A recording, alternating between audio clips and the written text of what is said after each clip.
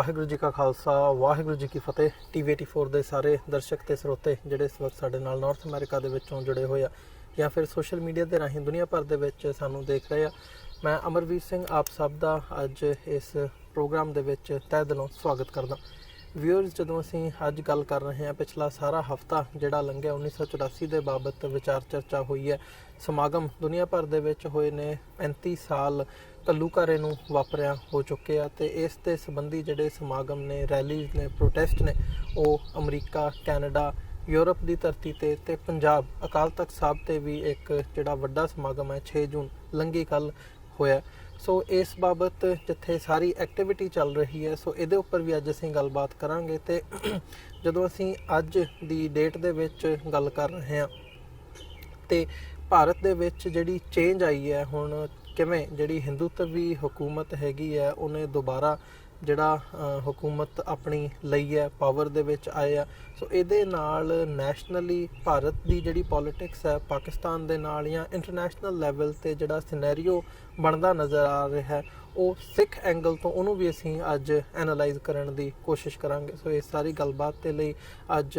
ਸਾਡੇ ਨਾਲ Khalistan affair centre ਦੇ ਸੰਚਾਲਕ ਡਾਕਟਰ ਅਮਰਜੀਤ ਸਿੰਘ ਸਾਡੇ ਨਾਲ ਮੌਜੂਦ ਨੇ। ਵਿਸ਼ੇਸ਼ ਤੌਰ 'ਤੇ ਅੱਜ ਅਸੀਂ ਵਾਸ਼ਿੰਗਟਨ DC ਦੀ ਧਰਤੀ ਤੋਂ ਇਹ ਪ੍ਰੋਗਰਾਮ ਲਾਈਵ ਕਰ ਰਹੇ ਹਾਂ। ਜਿਵੇਂ ਬੀਤੀ ਕੱਲ੍ਹ ਲਿੰਕਨ ਮੈਮੋਰੀਅਲ ਤੋਂ ਜਿਹੜਾ 6 ਜੂਨ ਸੰਬੰਧੀ ਖਾਲਿਸਤਾਨ ਰੈਫਰੈਂਡਮ ਰੈਲੀ ਦਾ ਜਿਹੜਾ ਪ੍ਰਸਾਰਣ ਸੀ, ਲਾਈਵ ਪ੍ਰਸਾਰਣ ਤੁਸੀਂ ਸਾਰਿਆਂ ਨੇ TV84 ਤੇ ਦੇਖਿਆ। ਦੁਨੀਆ ਭਰ ਦੇ ਵਿੱਚ ਐਪਰੀਸ਼ੀਏਸ਼ਨ ਦੇ ਮੈਸੇਜਸ ਵੀ ਆਏ ਆ ਤੇ ਅੱਜ ਅਸੀਂ ਵਾਸ਼ਿੰਗਟਨ DC ਦੀ ਧਰਤੀ ਤੋਂ ਜਿਹੜਾ ਇਹ ਪ੍ਰੋਗਰਾਮ ਹੈ ਉਹ ਤੁਹਾਡੀ ਕਚਹਿਰੀ ਦੇ ਵਿੱਚ ਲੈ ਕੇ ਹਾਜ਼ਰ ਹੋ ਰਹੇ ਹਾਂ। ਡਾਕਟਰ ਸਾਹਿਬ, ਤੁਹਾਡਾ ਸਵਾਗਤ ਹੈ ਜੀ। ਵਾਹਿਗੁਰੂ ਜੀ ਕਾ ਖਾਲਸਾ ਵਾਹਿਗੁਰੂ ਜੀ ਕੀ ਫਤਿਹ ਜੀ।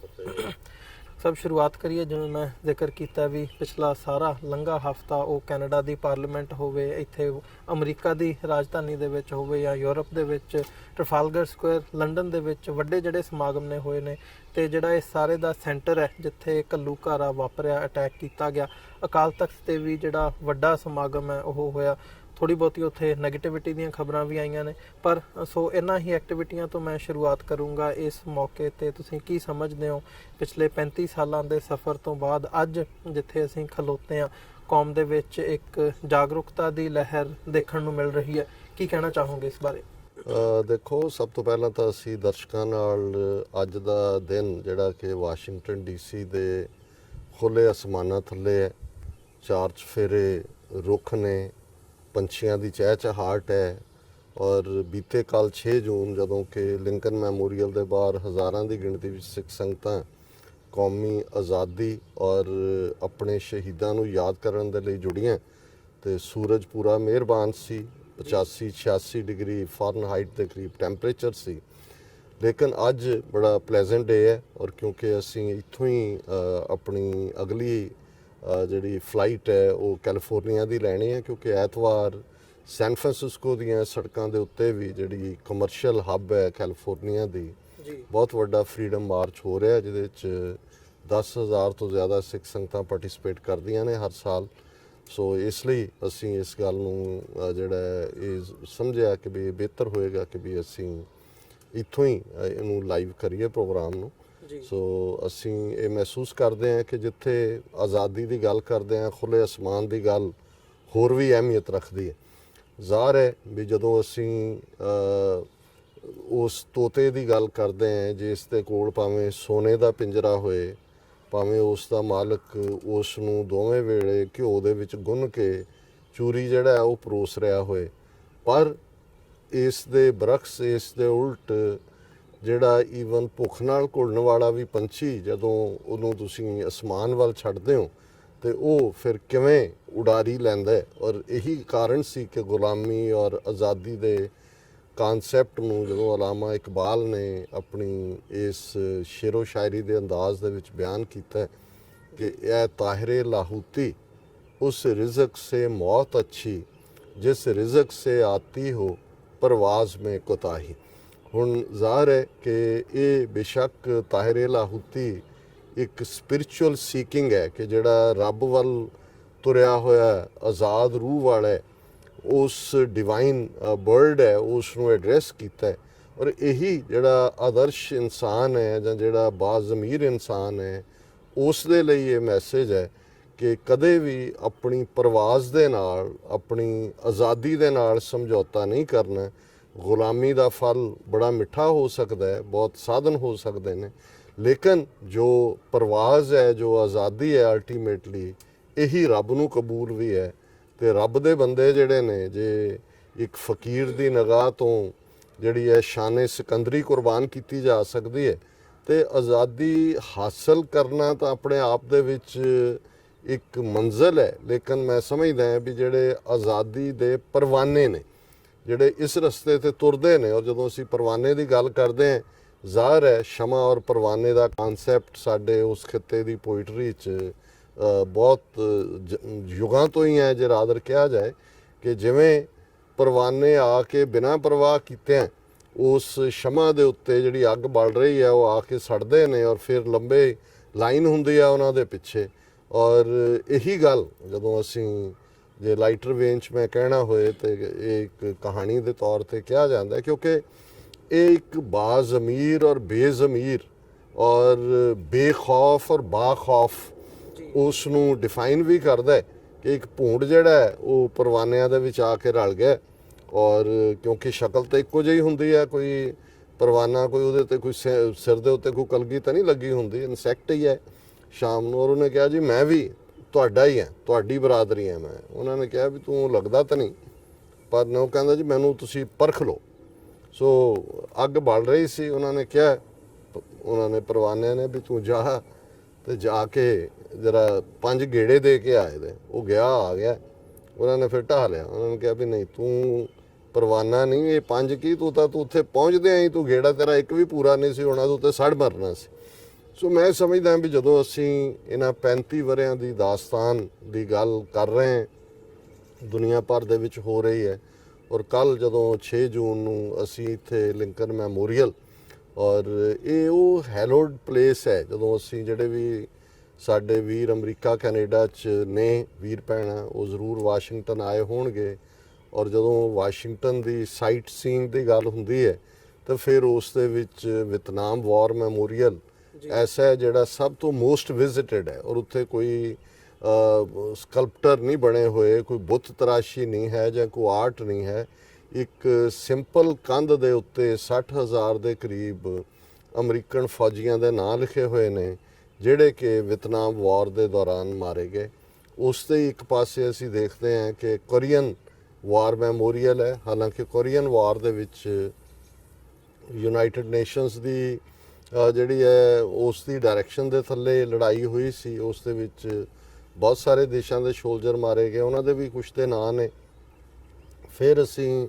ਲਿੰਕਨ ਦਾ ਆਪਣਾ ਜਿਹੜਾ ਕਿ ਇੱਕ ਵੱਡਾ ਸਟੈਚੂ ਜਿਹਦੇ 'ਚ ਉਹ ਉੱਚੀ ਕੁਰਸੀ ਤੇ ਬੈਠਾ ਹੈ, ਉਸ ਦੇ ਸਾਹਮਣੇ ਖੁੱਲੀ ਥਾਂ ਹੈ, ਔਰ ਸੈਂਟਰ ਦੇ ਵਿੱਚ ਵਾਸ਼ਿੰਗਟਨ ਦੀ ਇੱਕ ਵੱਡੀ ਲੱਠ ਹੈ। ਖੱਬੇ ਸੱਜੇ first world war, second world war ਦੇ ਮੈਮੋਰੀਅਲ ਨੇ, ਔਰ ਐਂਡ ਦੇ ਉੱਤੇ ਜਾ ਕੇ ਕੈਪੀਟਲ ਹਿੱਲ ਹੈ। ਜਦੋਂ ਤੁਸੀਂ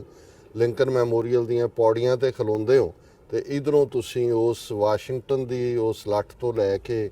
ਐਂਡ ਤੱਕ ਕੈਪੀਟਲ ਹਿੱਲ ਤੱਕ ਦੇਖ ਸਕਦੇ ਹੋ। ਇਹ ਸਾਰੇ ਮੈਮੋਰੀਅਲ ਖੱਬੇ ਸੱਜੇ ਨੇ।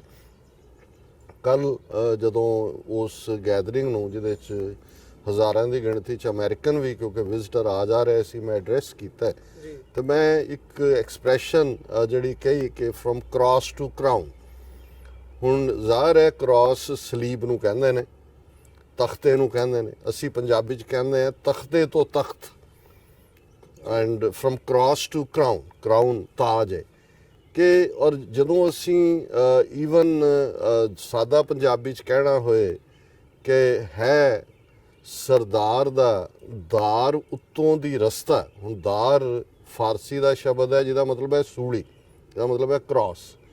ਔਰ ਜਦੋਂ ਅਸੀਂ ਸਿਰਦਾਰ ਕਹਿੰਦੇ ਹਾਂ ਜਾਂ ਸਰਦਾਰ ਕਹਿੰਦੇ ਹਾਂ, ਉਹ ਜਿਹਨੇ ਆਪਣਾ ਸਿਰਦਾਰ ਦੇ ਉੱਤੇ ਰੱਖਿਆ ਹੋਇਆ, ਸੂਲੀ ਦੇ ਉੱਤੇ ਰੱਖਿਆ ਹੋਇਆ ਕਿ ਹੈ ਸਰਦਾਰ ਦਾ ਦਾਰ ਉੱਤੋਂ ਦੀ ਰਸਤਾ, ਹੈ ਪਹਿਲਾਂ ਵਿਛੋੜਾ ਤੇ ਪਿੱਛੋਂ ਹਜ਼ੂਰੀ। ਹੁਣ ਜ਼ਾਹਰ ਹੈ ਕਿ ਜਦੋਂ ਤੁਸੀਂ ਕਰਾਊਨ ਤੱਕ ਜਾਣਾ ਹੈ ਤੇ ਤੁਹਾਨੂੰ ਕ੍ਰਾਸ 'ਚੋਂ ਗੁਜ਼ਰਨਾ ਪੈਂਦਾ ਹੈ, ਸੂਲੀ 'ਚੋਂ ਗੁਜ਼ਰਨਾ ਪੈਂਦਾ ਹੈ। ਔਰ ਜਦੋਂ ਅਸੀਂ ਸ਼ਹੀਦੀਆਂ ਦੀ ਦਾਸਤਾਨ, ਘੱਲੂਘਾਰਿਆਂ ਦੀ ਦਾਸਤਾਨ ਸੁਣਾਉਂਦੇ ਹਾਂ, ਉਹ 18ਵੀਂ ਸਦੀ ਦੇ ਘੱਲੂਘਾਰੇ ਹੋਣ, ਔਰ ਜਦੋਂ ਉਹਨਾਂ ਘੱਲੂਘਾਰਿਆਂ 'ਚੋਂ ਕੌਮ ਗੁਜ਼ਰ ਰਹੀ ਸੀ, ਜਿਹੜੀ ਸਪਿਰਿਟ ਸੀ ਉਸ ਵੇਲੇ ਵੀ ਔਰ ਜਿਹੜੀ ਅੱਜ ਵੀ ਹੈ, ਔਰ ਇਹ ਬੜਾ ਰੈਲੇਵੈਂਟ ਹੈ, ਫੈਕਟਸ ਡਾਟਾ ਹੁੰਦਾ ਹੈ, ਉਹ ਤੁਸੀਂ ਲੰਬਾ ਚੌੜਾ ਸੁਣਾ ਸਕਦੇ ਹੋ। ਅੱਜ ਕੱਲ੍ਹ ਸਾਰੀ ਜਾਣਕਾਰੀ ਇਹ ਕਲਿੱਕ ਅਵੇ ਹੈ। ਲੇਕਿਨ ਇਸ ਕਨਸੈਪਟ ਨੂੰ ਸਮਝਣਾ ਕਿ ਇਹ ਜਿਹੜਾ ਜਦੋਂ ਅਸੀਂ ਸ਼ਹੀਦਾਂ ਨੂੰ ਯਾਦ ਕਰਦੇ ਹਾਂ, ਸ਼ਹੀਦਾਂ ਦੇ ਡੁੱਲੇ ਖੂਨ ਦੀ ਗੱਲ ਕਰਦੇ ਹਾਂ, ਤੇ ਫਿਰ ਖੂਨ ਚੋਂ ਹੱਕ ਦੀ ਗੱਲ ਕਰਦੇ ਹਾਂ। ਔਰ ਇਸ ਦੇ ਲਈ ਸਾਨੂੰ ਕੋਈ ਦੁਨੀਆ ਦੇ ਕਿਸੇ ਹੋਰ ਹਿਸਟੋਰੀਅਨ ਨੂੰ ਜਾਂ ਕਿਸੇ ਹੋਰ ਪਰੰਪਰਾ ਨੂੰ ਕੋਟ ਕਰਨ ਦੀ ਲੋੜ ਨਹੀਂ ਹੈ। ਅਸੀਂ ਆਪਣਾ ਇਤਿਹਾਸ 320 ਸਾਲ ਬਹੁਤ ਛੋਟਾ ਟਾਈਮ ਹੈ। ਅੱਖ ਝਪਕਣ ਦੇ ਪੀਰੀਅਡ ਦੇ ਵਿੱਚ ਜੇ ਕੁੱਲ ਅਸੀਂ ਇਸ ਪਲੈਨਟ ਦੀ ਹਿਸਟਰੀ ਔਰ 5-6 ਹਜ਼ਾਰ ਸਾਲ ਦੀ ਹਿਊਮਨ ਹਿਸਟਰੀ ਦੇਖੀਏ ਤੇ ਉਹਦੇ 'ਚ ਕੁਝ ਵੀ ਨਹੀਂ ਹੈ ਸਾਡਾ। 320 ਸਾਲ ਕੁਝ ਵੀ ਨਹੀਂ। ਪਰ ਜਿਹੜੀਆਂ ਟ੍ਰਿਬਿਊਲੇਸ਼ਨਸ ਟਰਾਇਲਸ 'ਚੋਂ ਅਸੀਂ ਗੁਜ਼ਰੇ ਔਰ ਜਿਵੇਂ ਅਸੀਂ ਉਸ ਨੂੰ ਜਿਹਨੂੰ ਨਾਮੁਮਕਿਨ ਨੂੰ ਮੁਮਕਿਨ ਕਰ ਸਕਣਾ ਕਹਿ ਸਕਦੇ ਹਾਂ ਦਿਖਾਇਆ, ਇਹ ਦੁਨੀਆ ਦੇ ਵੰਡਰ ਇਹਨੂੰ ਹੀ ਕਹਿੰਦੇ ਨੇ। ਜਦੋਂ ਕਰਾਮਾਤ ਵੀ ਇਹਨੂੰ ਹੀ ਕਹਿੰਦੇ ਨੇ, ਮਿਰੈਕਲ ਇਹਨੂੰ ਹੀ ਕਹਿੰਦੇ ਨੇ। ਉਹਨੇ ਕੀ ਇਹ ਵੰਡਰ ਨਹੀਂ ਸੀ ਕਿ ਕੁਛ ਹਜ਼ਾਰ ਸਿੱਖ ਜਿਨ੍ਹਾਂ ਦੇ ਕੋਲ ਬਹੁਤ ਮਾੜੇ ਘੋੜੇ, ਜਿਨ੍ਹਾਂ ਦੇ ਕੋਲ ਕੋਈ ਟਿਕਾਣੇ ਨਹੀਂ, ਮਾੜੇ ਹਥਿਆਰ, ਔਰ ਕਿੱਥੇ ਕਿੰਨੀਆਂ ਕਿੰਨੀਆਂ ਪਾਵਰਫੁਲ ਪਾਤਸ਼ਾਹੀਆਂ, ਮੁਗਲ ਸਾਮਰਾਜ ਬਾਬਰ ਦੇ ਨਾਲ ਮੁਗਲਾਸ਼ਾਹੀ ਸ਼ੁਰੂ ਹੁੰਦੀ ਹੈ ਔਰ ਕਿਸ ਹੱਦ ਤੱਕ ਉਹ ਪਾਵਰਫੁਲ ਜੀ, ਔਰ ਇੱਕੋ ਵੇਲੇ ਉਹਨਾਂ ਨੂੰ ਵੀ ਚੈਲੰਜ ਕਰਨਾ। ਫਿਰ ਦਰਾ ਖੈਬਰ ਪਾਰ ਦੇ ਜਿਨ੍ਹਾਂ ਦੇ ਕੋਲ ਵਧੀਆ ਘੋੜੇ, ਉਹ ਭਾਵੇਂ ਅਹਿਮਦ ਸ਼ਾਹ ਅਬਦਾਲੀ ਦੀ ਗੱਲ ਕਰੀਏ ਜਾਂ ਉਸ ਤੋਂ ਪਹਿਲਾਂ ਈਵਨ ਨਾਦਰ ਸ਼ਾਹ ਦੀ ਗੱਲ ਕਰੀਏ, ਔਰ ਇਹ ਭੁੱਖੇ ਪਾਣੇ ਜਿਨ੍ਹਾਂ ਨੇ ਮੁੱਠੀ ਮੁੱਠੀ ਪਰ ਛੋਲਿਆਂ ਦੇ ਉੱਤੇ ਗੁਜ਼ਾਰਾ ਕਰਨਾ, ਜਿਨ੍ਹਾਂ ਦੇ ਘਰ ਹੀ ਘੋੜਿਆਂ ਦੀਆਂ ਪਿੱਠਾਂ ਦੇ ਉੱਤੇ ਸਨ, ਲੇਕਿਨ ਰਿਜ਼ੋਲਵ ਸੀ। ਔਰ ਜੇ ਘੱਲੂਘਾਰਿਆਂ 'ਚੋਂ ਗੁਜ਼ਰੇ, ਜਦੋਂ ਅਸੀਂ ਵੱਡੇ ਘੱਲੂਘਾਰੇ ਦੀ ਗੱਲ ਕਰਦੇ ਹਾਂ, ਇੱਕ ਦਿਨ ਦੇ ਵਿੱਚ 40 ਤੋਂ 50 ਹਜ਼ਾਰ ਸਿੰਘ ਸਿੰਘਣੀਆਂ ਬੱਚੇ ਮਾਰੇ ਗਏ ਸੀ, ਜਿਹੜੀ ਉਸ ਵੇਲੇ ਦੀ ਲਗਭਗ ਅੱਧੀ ਕੌਮ ਸੀ। ਔਰ ਜਿਹੜੇ ਸਰਵਾਈਵਰ ਸਨ ਉਹਨਾਂ 'ਚੋਂ ਵੀ ਕੋਈ ਐਸਾ ਨਹੀਂ ਸੀ ਜਿਸ ਦੇ ਸਰੀਰ ਤੇ ਜ਼ਖਮ ਨਾ ਹੋਏ। ਜਿਸ ਦਲ ਖਾਲਸਾ ਦੇ ਆਗੂ ਸਰਦਾਰ ਜੱਸਾ ਸਿੰਘ ਆਹਲੂਵਾਲੀਆ 18 ਜ਼ਖਮ ਸਨ ਉਹਨਾਂ ਦੇ। ਲੇਕਿਨ ਜਿਹੜੀ ਸਪਿਰਿਟ ਸੀ ਘੱਲੂਘਾਰੇ 'ਚੋਂ ਨਿਕਲ ਕੇ, ਆਪਣਾ ਫੋਕਸ ਲੂਜ਼ ਨਹੀਂ ਹੋਇਆ। ਕਿਸੇ ਨੇ ਕਿਸੇ ਨੂੰ ਦੋਸ਼ ਨਹੀਂ ਦਿੱਤਾ, ਕਿਸੇ ਨੇ ਨਹੀਂ ਕਿਹਾ ਸਰਦਾਰ ਜੱਸਾ ਸਿੰਘ ਜੀ ਤੁਹਾਡੀ ਚੰਗੀ ਜਥੇਦਾਰੀ ਹੈ, ਤੁਸੀਂ ਅੱਧੀ ਕੌਮ ਮਰਵਾ ਦਿੱਤੀ। ਰਿਜ਼ੋਲਵ ਉਹਦੇ 'ਚੋਂ ਇਹੀ ਸੀ, ਜਿਵੇਂ ਕਿ ਬਿਰਧ ਨਿਹੰਗ ਸਿੰਘ ਨੇ ਜਿਹੜਾ ਉਹ ਜਦੋਂ ਘੇਰੇ 'ਚੋਂ ਨਿਕਲ ਗਏ ਅਬਦਾਲੀ ਦੀਆਂ ਫੌਜਾਂ ਦੇ, ਸੁਰੱਖਿਅਤ ਪਹੁੰਚ ਗਏ, ਤੇ ਉਹਨੇ ਦੇਖਿਆ ਚਾਰ ਚਫੇਰੇ ਜਿਹੜੇ ਜੁੜੇ ਵੀ ਹੋਏ ਸਨ ਉਸ ਇਕੱਠ ਦੇ ਵਿੱਚ, ਸਾਰਿਆਂ ਦੇ ਕੱਪੜੇ ਖੂਨ ਦੇ ਨਾਲ ਜਿਹੜੇ ਨੇ ਉਹ ਭਰੇ ਹੋਏ ਸੀ। ਉਹਨੇ ਕਿਹਾ ਜੀ ਖਾਲਸਾ ਜੀ, ਗੁਰੂ ਨੇ ਕੁਠਾਲੀ ਪ੍ਰੀਖਿਆ ਪਾਈ ਸੀ, ਖੋਟ ਝੜ ਗਿਆ, ਕੁੰਦਨ ਰਹਿ ਗਿਆ। ਹੁਣ ਕੁਠਾਲੀ ਜਿਹੜੀ ਹੈ ਉਹ ਫਾਇਰ ਟੈਸਟ ਹੈ। ਸੁਨਿਆਰ ਫਾਈਨਲੀ ਜਦੋਂ ਗੋਲਡ ਨੂੰ ਚੋਂ ਖੋਟ ਕੱਢਦਾ ਹੈ ਤਾਂ ਉਹਨੂੰ ਅੱਗ ਦੇ ਵਿੱਚ ਪਾਉਂਦਾ ਹੈ ਔਰ ਉਹ ਸਾਰਾ ਮੈਲਟ ਹੋ ਜਾਂਦਾ ਜਿਹੜਾ ਖੋਟ ਹੁੰਦਾ, ਕਿ ਵੀ ਇਹ ਸਿਧਾਂਤ ਦੀ ਲੜਾਈ ਹੈ। ਇਸ ਚੋਂ ਗੁਰੂ ਨੇ ਫਾਈਨਲ ਸਾਨੂੰ ਟੈਸਟ ਚੋਂ ਪਾਇਆ ਔਰ ਅਸੀਂ ਉਸ ਚੋਂ ਗੁਰੂ ਦੀ ਰਹਿਮਤ ਦੇ ਨਾਲ ਪਾਸ ਹੋਏ। ਸਿੱਖੀ ਸਿਧਾਂਤ ਖੜਾ ਹੈ ਔਰ ਅਸੀਂ ਜਿਹੜਾ ਅਲਟੀਮੇਟਲੀ ਪੋਲੀਟੀਕਲ ਪਾਵਰ ਲਵਾਂਗੇ। ਔਰ ਇਸ ਘੱਲੂਘਾਰੇ ਤੋਂ 6 ਮਹੀਨੇ ਬਾਅਦ ਅਸੀਂ ਦੇਖਦੇ ਹਾਂ ਕਿ ਸਿੱਖਾਂ ਨੇ ਪਹਿਲੀ ਵਾਰ ਲਾਹੌਰ ਦੇ ਉੱਤੇ ਧਾਵਾ ਬੋਲਿਆ ਸੀ, ਡੱਬੀ ਬਾਜ਼ਾਰ ਲਾਹੌਰ ਰਾਹੀਂ, ਔਰ ਉਹਦੇ ਇੱਕ ਹਿੱਸੇ ਦੇ ਉੱਤੇ ਉਹ ਕਾਬਜ਼ ਹੋਏ ਸਨ। ਇਹ ਸਪਿਰਿਟ ਸੀ ਜਿਹਨੇ ਸਾਨੂੰ, ਔਰ ਇਹੀ ਛੋਟੇ ਘੱਲੂਘਾਰੇ ਵੇਲੇ ਜਦੋਂ ਕਿ ਮੀਰ ਮੰਨੂ ਦਾ ਰਾਜ, ਔਰ ਉਸ ਪੀਰੀਅਡ ਦਾ ਉਹਦਾ ਪ੍ਰਾਈਮ ਮਿਨਿਸਟਰ ਇੱਕ ਹਿੰਦੂ ਲਖਪਤ ਰਾਏ, ਜਿਹੜਾ ਛਾਤੀ ਤੇ ਹੱਥ ਮਾਰ ਕੇ ਕਹਿੰਦਾ ਸੀ ਕਿ ਜੀ ਗੁਰੂ ਗੋਬਿੰਦ ਸਿੰਘ ਉਹਨਾਂ ਨੇ ਜਿਹੜਾ ਇੱਕ ਕਸ਼ਤਰੀ ਸਨ, ਉਹਨਾਂ ਨੇ ਖਾਲਸਾ ਸ਼ੁਰੂ ਕੀਤਾ, ਮੈਂ ਵੀ ਇੱਕ ਕਸ਼ਤਰੀ ਹਾਂ, ਮੈਂ ਇਹਦਾ ਐਂਡ ਕਰਾਂਗਾ। ਉਹਨੇ ਗੁੜ ਨੂੰ ਜਿਹੜਾ ਗੁੜ ਕਹਿਣ ਤੇ ਵੀ ਪਾਬੰਦੀ ਲਾ ਦਿੱਤੀ ਕਿ ਗੁਰੂ ਯਾਦ ਆਉਂਦਾ। ਪੰਜਾਬ ਭਰ ਚੋਂ ਬੀਬੀਆਂ, ਸਿੱਖ ਬੀਬੀਆਂ, ਬੱਚੇ ਜਿਹੜੇ ਨੇ ਉਸ ਪੀਰੀਅਡ 'ਚ ਨੇ ਲੱਖੂ ਨੇ ਜਿਹੜਾ ਉਹ ਜ਼ੁਲਮਾਂ ਦਾ ਸ਼ਿਕਾਰ ਬਣਾਏ। ਲੇਕਿਨ ਉਹਨਾਂ ਜ਼ੁਲਮਾਂ ਦੇ ਰੂਬਰੂ ਵੀ ਸਿੱਖੀ ਸਪਿਰਿਟ ਇਹ ਸੀ ਕਿ ਮੰਨੂ ਸਾਡੀ ਦਾਤਰੀ, ਅਸੀਂ ਮੰਨੂ ਦੇ ਸੋਏ, ਜਿਉਂ-ਜਿਉਂ ਮੰਨੂ ਵੱਢਦਾ ਅਸੀਂ ਦੂਣ ਸਵਾਏ ਹੋਏ। ਹੁਣ ਇਹ ਸੋਏ ਵਾਈਲਡ ਗ੍ਰਾਸ ਹੈ ਕਿ ਵੀ ਅਸੀਂ ਵਧਾਂਗੇ।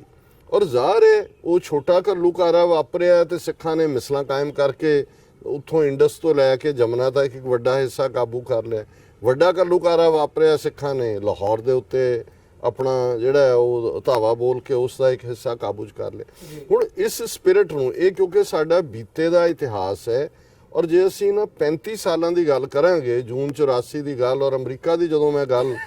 ਫਰੋਮ ਕ੍ਰਾਸ ਟੂ ਕਰਾਊਨ ਦੀ ਗੱਲ ਕਰਦਾ, ਉਹਨਾਂ ਨੇ ਜਦੋਂ ਇਹ ਡਿਜ਼ਾਈਨ ਕੀਤੇ ਸਾਰੇ, ਉਹਨਾਂ ਨੂੰ ਸੀ ਕਿ ਜੇ ਕੈਪੀਟਲ ਹਿੱਲ ਜਿਹੜਾ ਕਿ ਇੱਕ ਸਿੰਬਲ ਆਫ ਫਰੀडम ਹੈ, ਜਿੱਥੇ ਆਜ਼ਾਦ ਲੋਕਾਂ ਦੀ ਪਾਰਲੀਮੈਂਟ ਹੈ, ਕਾਨੂੰਨ ਬਣਾਏ ਜਾਂਦੇ ਨੇ, ਲਿੰਕਨ ਜਿਹਨੇ ਸਲੇਵਰੀ ਦੇ ਖਿਲਾਫ ਜਿਹਾਦ ਕੀਤਾ, ਅਖੀਰ ਮਾਰਿਆ ਗਿਆ, ਉਹ ਦੇਖ ਰਿਹਾ ਹੈ। ਔਰ ਇਹ ਜਿਹੜੇ ਮੈਮੋਰੀਅਲ ਵਿੱਚ ਹੋਣੇ ਨੇ, ਇਹ ਇਸ ਗੱਲ ਦੀ ਯਾਦ ਦਹਾਨੀ ਹੈ ਕਿ ਇਸ ਫਰੀडम ਤੱਕ ਜਾਣ ਲਈ